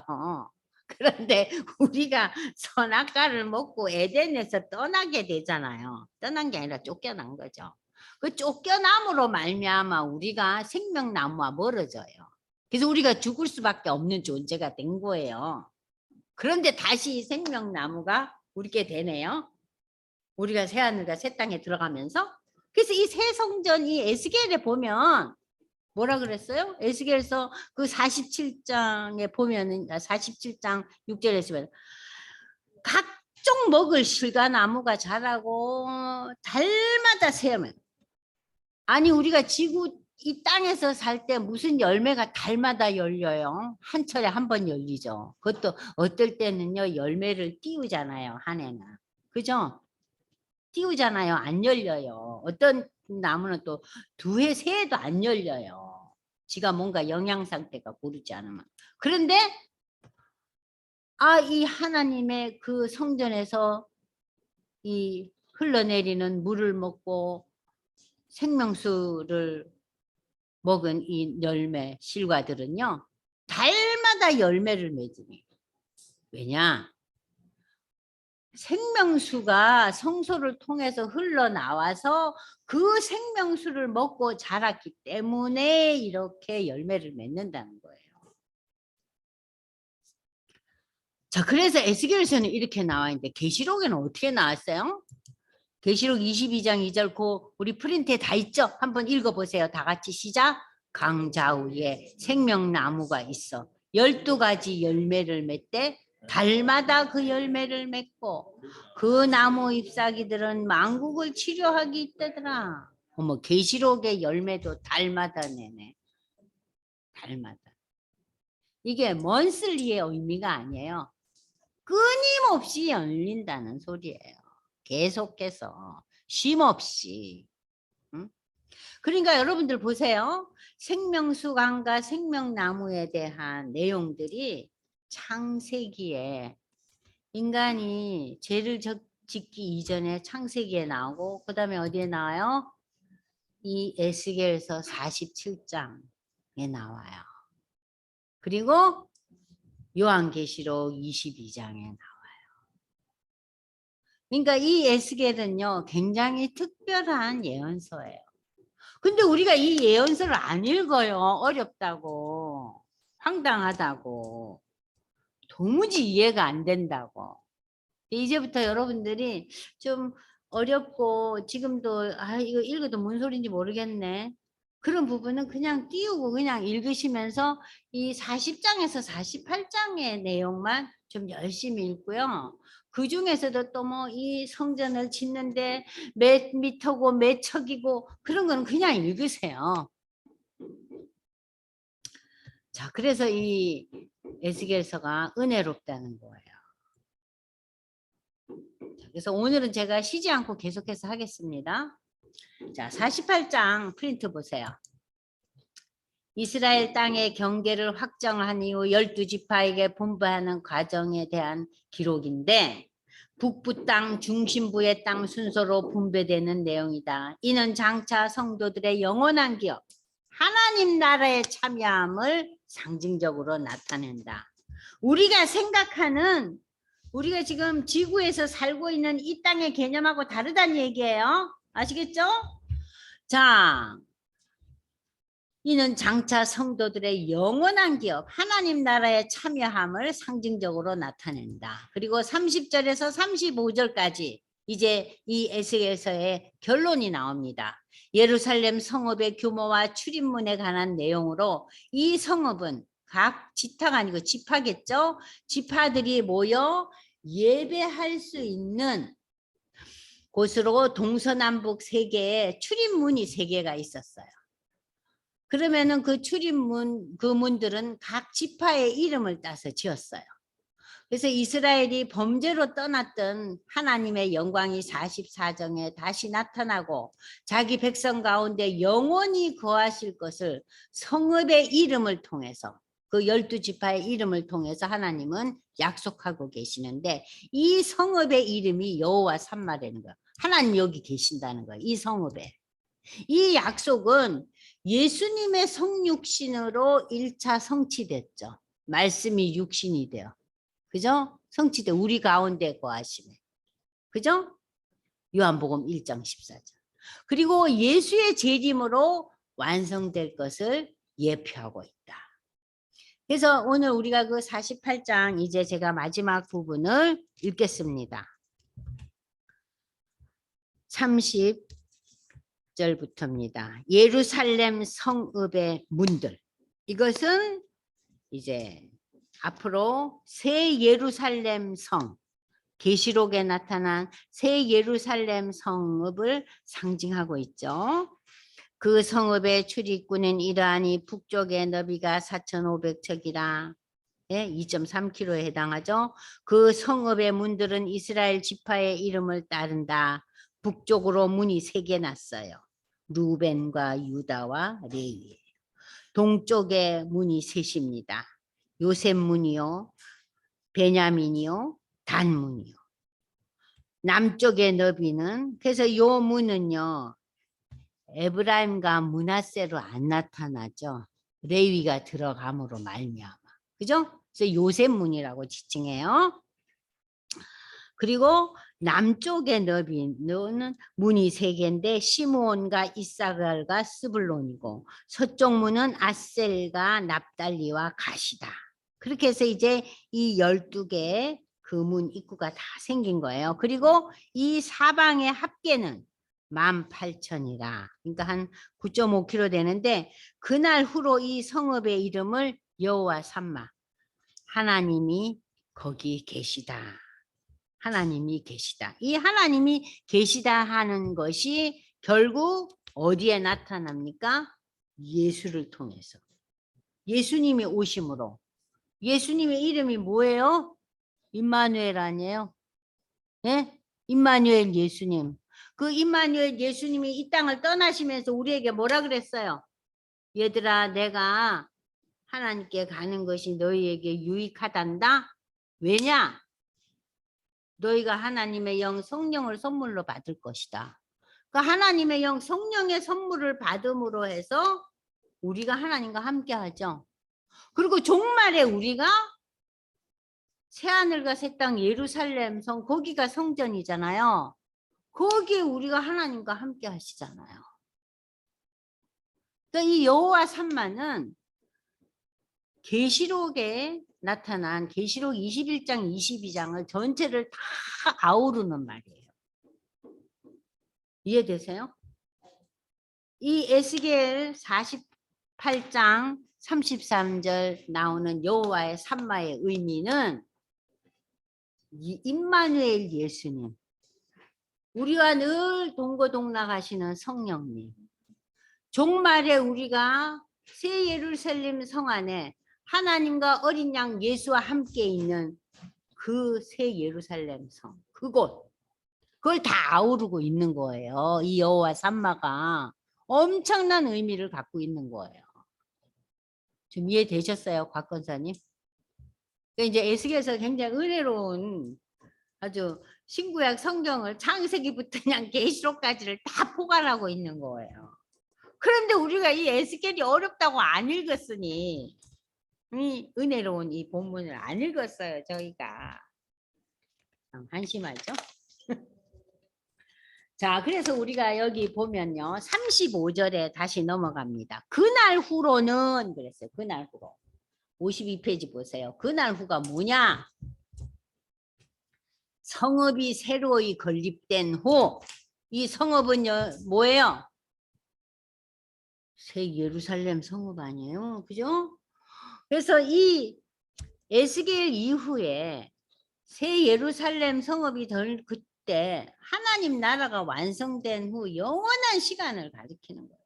이때부터 그때까지 하나님이 계시다는 거예요. 누구와? 우리 성도들과 함께. 지금 우리가 무엇을 통해서 함께 있어요? 성령을 통해서. 오늘날 우리 시대. 그래서 오늘의 우리의 시대를 성령의 시대라 그래요. 그리고 이제 그 예수님이 재림하시고 난 이후에는 우리가 새 예루살렘 성. 그래서 제가 언젠가 얘기한 적 있잖아요. 저희 형부가 돌아가시기 얼마 전에 꿈을 꿨는데 이런 성으로 들어가더래요. 큰 산, 큰 성이더래요. 거기 이렇게 들어가는데 입구에 문지기가 있더라는 거예요. 그러면서 그 성읍으로 들어가기 전에 길이 두 개더래요. 어떤 사람은 다른 길로 가더래요. 그리고 어떤 사람은 이 성읍이 있는 길로 가더래요. 그러니까 이건 뭐예요? 신자와 불신자가 다른 길로 가요. 그리고 이제 그 길로 가는데 저 앞을 보니까 성이 보이더래요. 아주 멋진 성이 보이더래요. 그 입구에 누가 있더래요. 그러면서 좀 이따 오라 하더래요. 너무나 서운해가지고 오긴 오는데 좀 이따 오라고. 그리고 우리 형부가 한 달 후에 떠나셨어요. 네, 한 달 후에. 너무 서운하셔가지고 한 달 후에 하나님 대불고 가셨네. 우리는 서운한데. 그러니까 우리가 그 하나님의 도성을 향해서 가는 우리 인생인데 하나님의 나라 그 성 안으로 들어가는 데 대해서 우리가 별 관심이 없잖아요. 별 관심이 없잖아요. 이 땅에 너무 관심이 많아가지고. 그죠? 자, 그래서 이제 우리가 프린트를 이제 우리가 48장 끝까지 이제 성경을 읽었어요. 그러면 프린트로 이제 제가 마무리를 지으려고 그래요. 자, 지금 페이지 52페이지입니다. 성읍의 출입문과 여호와 삼마. 성전이 있는 예루살렘 성읍의 출입계는 동서남북 각개 문들이 있고 그리고 문의 명칭은 이스라엘의 지파의 이름을 땄죠. 그리고 그 성읍의 이름은 여호와 삼마인데 하나님께서 거기 계시다. 거기 계시다. 근데 이거를요 영어 성경에는 God is there예요. 너무 심플해요. 하나님 계시네? 거기? 자, 이스라엘의 범죄로 하나님의 영광이 떠났잖아요. 에스겔서 10장에서. 그런데 다시 하나님의 영광이 돌아오시죠. 44장에. 자, 그런데 지금 새 땅에서 분배된 새 땅에서 하나님은 이스라엘 모든 집과 함께 계시는 환상을 에스겔이 지금 보고 있잖아요. 자, 비록 택한 백성이 우상 숭배로 하나님 앞에서 죄악을 저지르고 하나님은 이를 심판하셔서 유다를 멸망케 하고 예루살렘 성전을 해파당하고 수많은 지도층의 백성들이 바벨론 포로로 끌려가고 왕도 잡혀가고 눈도 뽑혀가고 이런 참 어려움을 겪는데, 그러나 하나님은 결코 그들을 떠나지 아니하시고 그들과 함께 하신다는 임마누엘의 하나님이심을 에스겔은 결론 내리고 있다. 여호와 삼마 하나님 여기 계시네. 임마누엘의 하나님. 임마누엘의 하나님은 마태복음 1장 23절에서 천사의 입을 통해 다시금 선포하고 있다. 예수의 이름이 임마누엘이라는 것이다. 예수께서 승천하신 이후 임마누엘의 하나님은 누굴 통해 오십니까? 성령을 통해 오십니다. 성령의 인도하심으로 예수를 하나님의 아들이요 죄에서 구원할 자이심을 우리로 하여금 믿게 했다. 자, 여러분들 여기 중요한 본문입니다. 사도행전 2장 22절에서 41절을 여러분들 다 찾으셔서 그 성령에 대한 성령으로 이제 우리 함께 한다는 거 그걸 다시 한번 확인해 보시기 바랍니다. 사도행전 2장 22절로 41절 꽤 길지만 꼭 읽으셔야 되겠어요. 네. 이스라엘 사람들아 이 말을 들으라. 너희도 아는 바와 같이 하나님께서 나사렛 예수로 큰 권능과 기사와 표적을 너희 가운데서 베푸사 너희 앞에서 그를 증언하셨느니라. 그가 하나님께서 정하신 뜻과 미리 아신 대로 내준 바 되었거늘 너희가 법 없는 자들의 손을 빌려 못 박아 죽였으나 하나님께서 그를 사망의 고통에서 풀어 살리셨으니 이는 그가 사망에 매여 있을 수 없었음이라. 다윗이 그를 가리켜 이르되 내가 항상 내 앞에 계신 주를 배웠으며 나로 요동하지 않게 하기 위하여 그가 내 우편에 계시도다. 그러므로 내 마음이 기뻐하였고 내 혀도 즐거워하였으며 육체도 희망에 거하리니 이는 내 영혼을 음부에 버리지 아니하시며 주의 거룩한 자로 썩음을 당하지 않게 하실 것임이로다. 주께서 생명의 길을 내게 보이셨으니 주 앞에서 내게 기쁨이 충만하게 하시리로다 하였으므로 형제들아 내가 조상 다윗에 대하여 담대히 말할 수 있노니 다윗이 죽어 장사되어 그 묘가 오늘까지 우리 중에 있도다. 그는 선지자라 하나님이 이미 맹세하사 그 자손 중에서 한 사람을 그 위에 앉게 하리라 하심을 알고 미리 본고로 그리스도의 부활을 말하되 그가 음부에 버림이 되지 않고 그의 육신이 썩음을 당하지 아니하시리라 하더니 이 예수를 하나님이 살리신지라 우리가 다 이 일의 증인이로다. 하나님이 오른손으로 예수를 높이심에 그가 약속하신 성령을 아버지께 받아서 너희가 보고 듣는 이것을 부어 주셨느니라. 네, 여기 나오죠? 33절 기억하세요. 읽으세요. 다윗은 하늘에 올라가지 못하였으나 친히 말하여 이르되 주께서 내 주에게 말씀하시기를 내가 내 원수로 내 발등상이 되게 하기까지 너는 내 우편에 앉아 있으라 하셨도다 하였으니 그런즉 이스라엘 온 집은 확실히 알지니 너희가 십자가에 못 박은 이 예수를 하나님이 주와 그리스도가 되게 하셨느니라 하니라. 그들이 이 말을 듣고 마음에 찔려 베드로와 다른 사도들에게 물어 이르되 형제들아 우리가 어찌할꼬 하거늘 베드로가 이르되 너희가 회개하여 각각 예수 그리스도의 이름으로 세례를 받고 죄 사함을 받으라. 그리하면 성령의 선물을 받으리니 이 약속은 너희와 너희 자녀와 모든 먼데 사람 곧 주 우리 하나님이 얼마든지 부르시는 자들에게 하신 것이라 하고 또 여러 말로 확증하며 권하여 이르되 너희가 이 패역한 세대에서 구원을 받으라 하니 그 말을 받은 사람들은 세례를 받음에 이 날의 신도의 수가 3천이나 더하더라. 네. 자, 여기서 그 성령의 역사에 대한 얘기 여러분 들으셨죠? 그래서 오늘날 우리의 시대는 성령의 시대예요. 성령을 통해서 우리가 임마누엘의 하나님을 경험하고 있는 거죠. 성령을 통해서. 그러니까 종말에는 우리가 그 새하늘과 새 땅, 새 예루살렘 그 성 안에서 하나님과 예수와 함께 있다는 거. 좀 이따 이제 읽을 거예요. 자, 또한 성령을 믿는 자들이 기도조차 할 수 없을 때도 우리로 하여금 성령의 인도함을 받아서 우리가 기도할 수 있게 한다. 그러므로 성도들은 성령이 함께함으로 어떤 상황에서도 모든 것이 합력하여 선을 이룬다는 하나님의 다스림과 섭리 가운데 있다. 그러니까 모든 것이 합력하여 선을 이룬다는 것은 뭐예요? 성령의 역사라는 거예요. 신약에 와서 하나님은 모든 하나님의 백성들과 동고 동행하신다.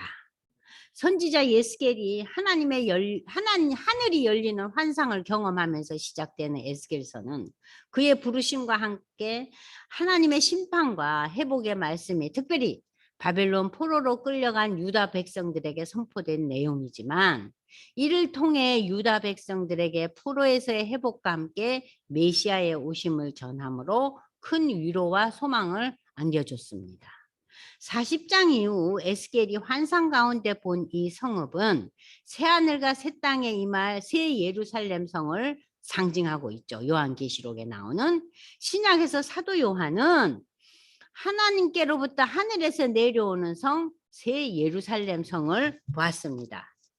자, 볼까요? 21장 1, 2절을 다시 보겠습니다. 여러분들 계시록 21장 1, 2절을 함께 읽겠습니다.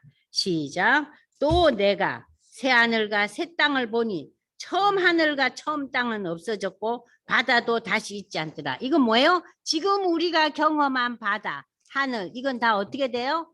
다 사라지고 없다는 얘기예요. 또 내가 보매 거룩한 성 예루살렘이 하나님께로부터 하늘에서 내려오니 그 준비한 것이 신부가 남편을 위하여 단장한 것과 같더라. 여러분들 그 다음에 3절까지 보세요. 내가 들으니 보좌에서 큰 음성이 나서 하나님의 음성이 났어요. 보라, 하나님의 장막이 사람들과 함께 있음에 하나님이 그들과 함께 계시리니 그들은 무엇이 되고요? 하나님의 백성이 된다. 그리고 하나님은 친히 그들과 함께 계셔서 모든 눈물을 그 눈에서 닦아주시니 다시는 사망이 없고 애통하는 것이나 아픈 것이나 다시 있지 아니하니 처음 것들은 다 지나갔다. 처음 거는 뭐예요? 우리가 에덴에서 쫓겨난 이후에 그 모든 것은 다 사라졌다는 거예요. 그리고 어디로 우리가 다시 갔어요? 다시 에덴으로 돌아간 거예요. 아시겠죠? 그러니까 여러분들이 에스겔서를 이해하면요, 창세기와 요한계시록에 대한 이해가 더 확실해져요. 확실해져요. 자, 프린트 보겠습니다. 여호와께서 거기 계시라는 뜻의 이 여호와 삼마라는 표현을 통해서 에스겔서는 마무리되는데, 이는 에스겔 선지자의 전 사역을 함축적으로 나타낸다. 에스겔 선지자는 환상주행에서 여호와의 영광이 떠남과 다시 돌아오심을 목격하는데, 이는 궁극적으로 하나님께서 새 성전, 새 예루살렘 성에 거하시면서 다시는 당신의 백성을 떠나시지 않으시겠다는 약속이 성취됨을 의미한다. 이러한 의미에서 에스겔서는 여호와 삼마로 종결된 것이다. 에스겔서를 읽으면서 이제 결론입니다. 에스겔은 이스라엘의 불순종으로 인해 하나님의 영광을 떠나고 또 그 영광이 영원히 이스라엘 백성과 함께 하심도 또한 환상을 통해서 봅니다. 그래서 에스겔서는 그날 후로는 그 성읍의 이름을 여호와 삼마라 하리라는 하나님의 영광이 영원히 하나님의 백성의 거함을 나타낸다. 거하심을 나타낸다. 당시 바벨론 포로로 끌려갔던 하나님의 백성 가운데 당시 바벨론 포로로 끌려갔던 유다 백성들은 자신들의 본향을 분명히 그리워했겠죠. 하나님의 도성의 환상을 본 에스겔을 통해 유배지 바벨론에서 포로의 삶에서 회복된다는 위로와 소망을 오늘의 우리들에게는, 이걸 여러분들이 잘 기억하세요. 오늘 우리들에게는 이게 무슨 의미입니까? 우리가 세상 가운데서 힘들고 지쳐 방황하지만 또 힘들어하지만 삶 속에서 강력한 믿음과 새하늘과 새 땅 가운데 임할 새 예루살렘을 바라보는 소망을 갖게 한다. 뭘 통해서? 여호와 삼마라는 그 에스겔의 그 환상을 통해서 37장에서 에스겔은 그 부활, 회복의 역사를 마른 뼈가 살아나잖아요. 우리도 이렇게 살아난다는 거예요. 47장에서는 하나님의 영광이 임한 성전에서 이루는 생명수 환상.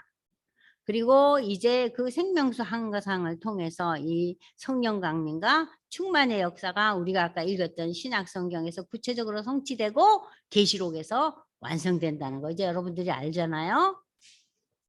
자,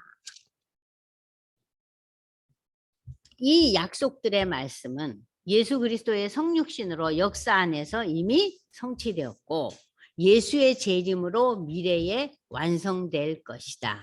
그날 후로 성읍의 이름을 여호와의 삼마라 함은 예수 그리스도를 나의 구주로 고백한 오늘의 모든 성도들을 향해 하나님이 성읍에 계셔서 은혜와 복을 누릴 것을 선포한 것이다.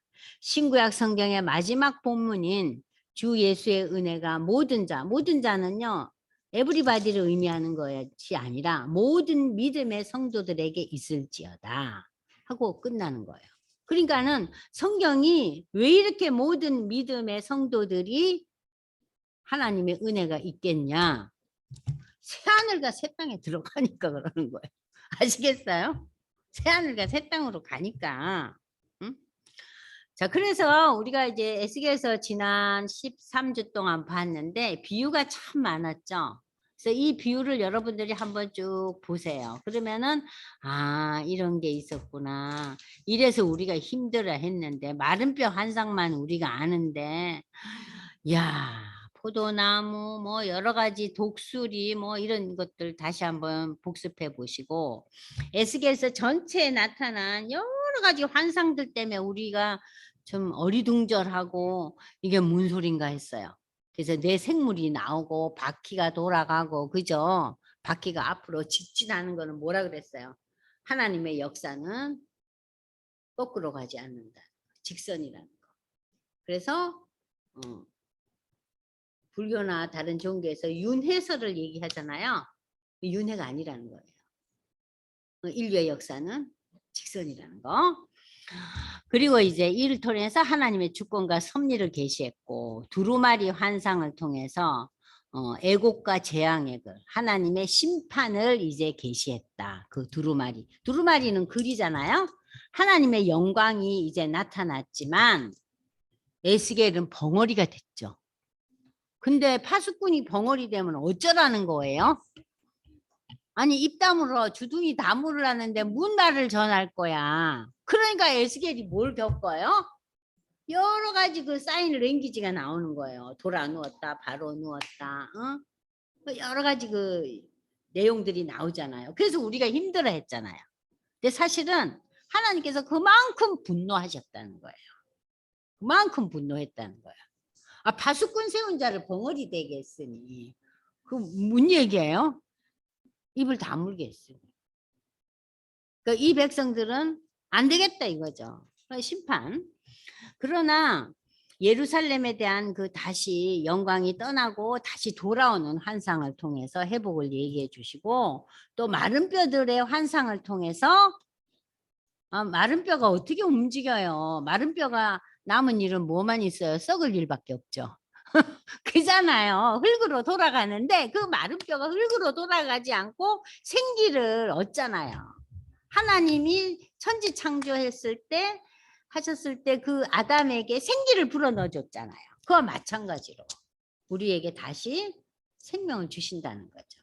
근데 그 생명을 다시 주는 그 의미가 우리가 예수 신앙 고백이죠. 회개를 통한. 그래서 이러한 것도 에스겔서에 나타난 그 사인 랭귀지 있었죠. 벽돌에다가 그림을 그리잖아요. 그러니까 이건 무슨 어린애 지금 무슨 뭐 그림 그리는 거 아니고 저는 이거 보고 정말 너무 놀랬거든요. 이게 뭐 하는 짓인지 몰라가지고. 그리고 왼쪽으로 390일을 눕고 오른쪽으로 40일을 누워 있었어요. 고난의 역사. 저들의 죄악에 의한. 아니 그러면 1년 이상 이렇게 등록어 있는 게 또 얼마나 힘들었겠어요. 아유 안 하고 말지. 우리 같으면 안 했죠. 도망쳤을 것 같아요. 새똥으로 떡을 구워 먹었어요. 이건 뭐예요? 그만큼 먹을 게 없고 에너지조차 없었다는 거예요. 자, 이렇게 여러 가지 이제 그 사인 랭귀지가 있었는데 맨 마지막에 이제 막대기가 하나가 되는 거 37장에서. 그래서 이제 그 유대 나라가 이스라엘과 남유다가 쪼개지잖아요. 근데 이제 이 유대 나라가 하나가 될 것이다.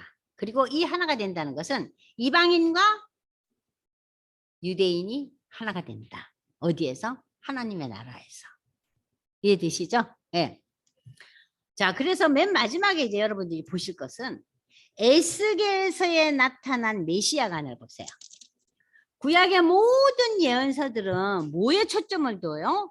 메시아 예수가 올 것에 대한 예언을 모든 구약의 중심 초점은 그거잖아요. 그러면 에스겔서에 나타난 메시아관은 무엇이냐?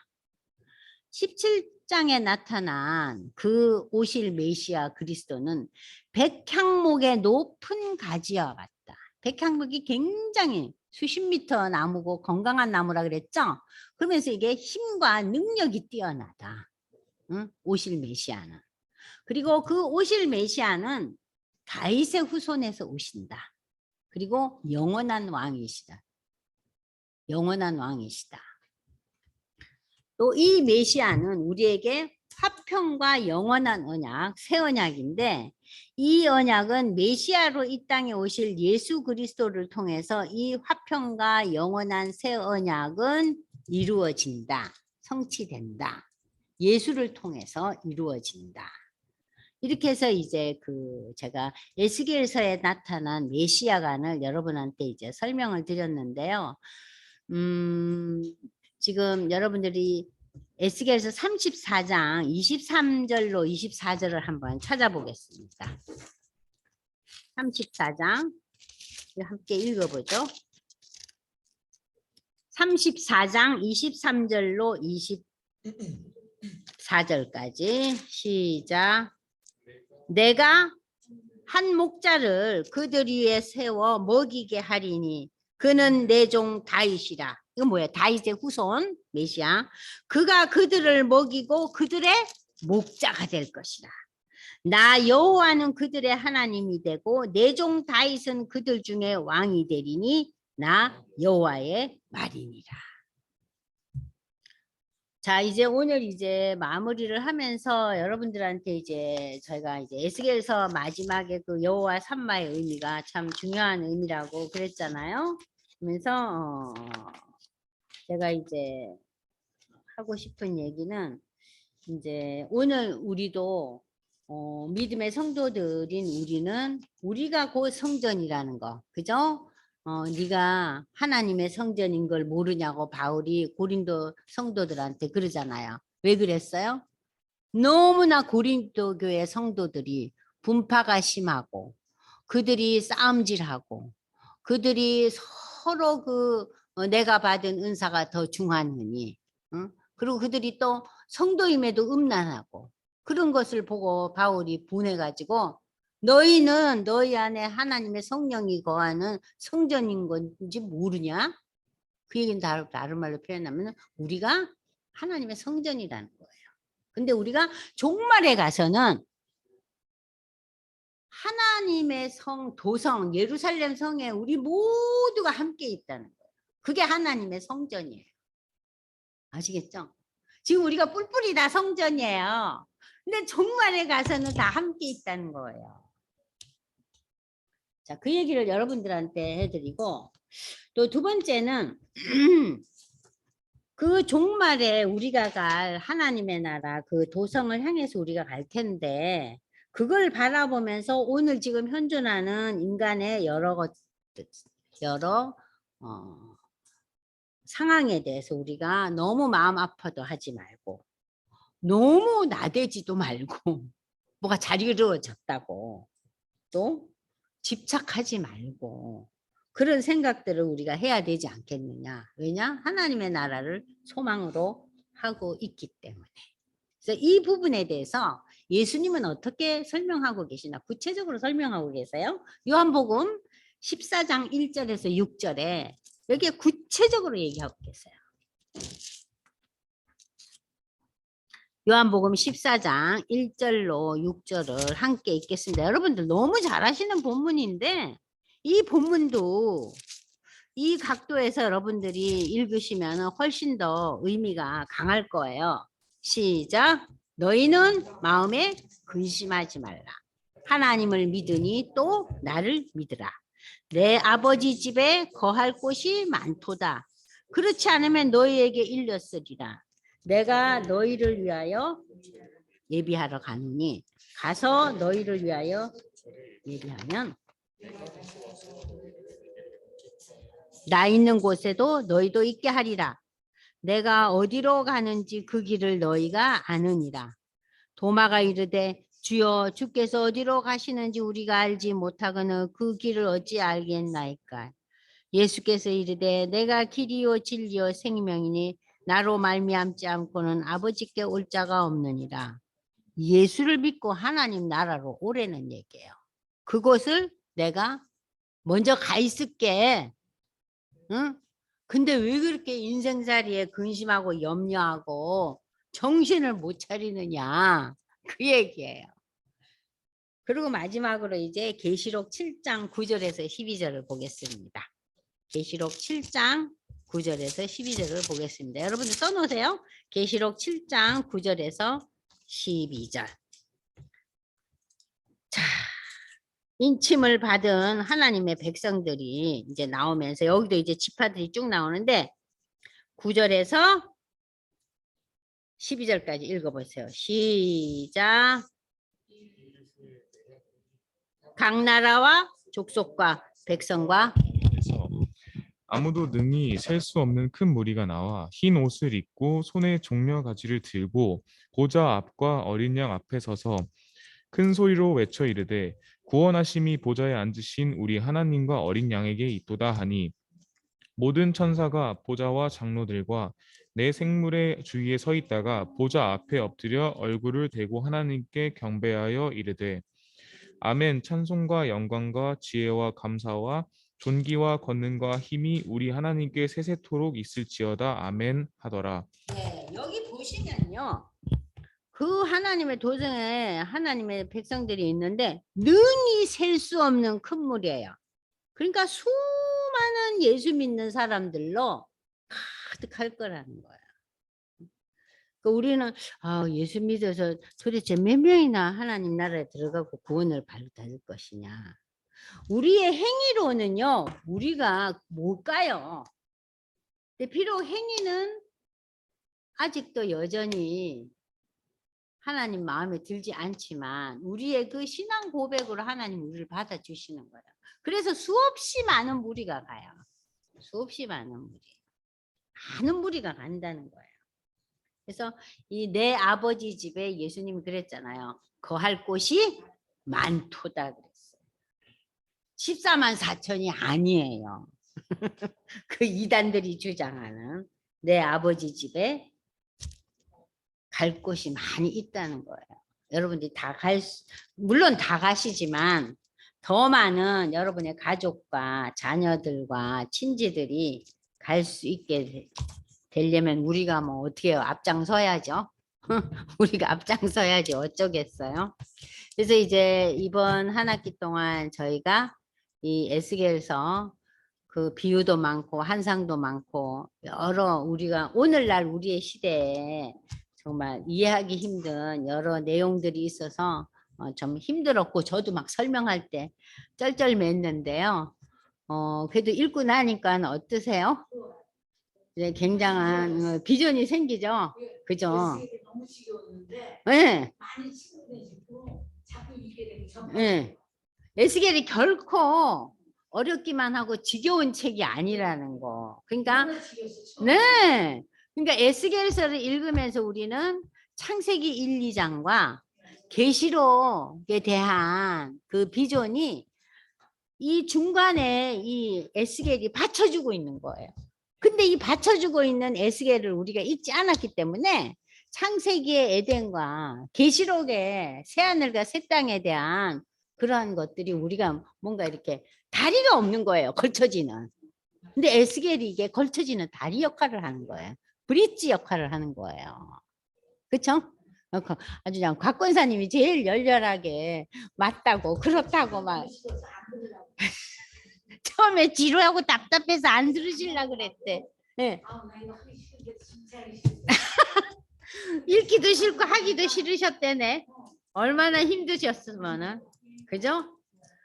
자, 그렇게 힘들었어요. 사실 이게 뭐 쉽지는 않아요. 쉽지 않았어요. 여러분들도 좀 힘드셨을 거예요. 근데 어쨌든 지금 이렇게 잘 읽고 계시니까 또 재밌게 읽으셔서 감사하고 오늘 저기 우리 저 성도님 중에 저랑 어떻게 연락이 돼서 이분이 오늘 처음으로 한번 들으셨는데 그 김현우 집사님 음소거 해제하고 한 말씀 해보세요. 김현우 집사님 어디 가셨어? 이 집사님이 열심히 이제 아까 들어가시고 막 한참 얘기를 하시더라고요. 여러 가지로. 그럼 누가 한번 얘기해 보실래요? 전 누가 얘기하시면 좋을까? 그리고 이제 이 시간을 끝내려고 합니다. 섭순옥 권사님이신가? 한번 얘기해 보세요. 네. 얘기하세요. 네.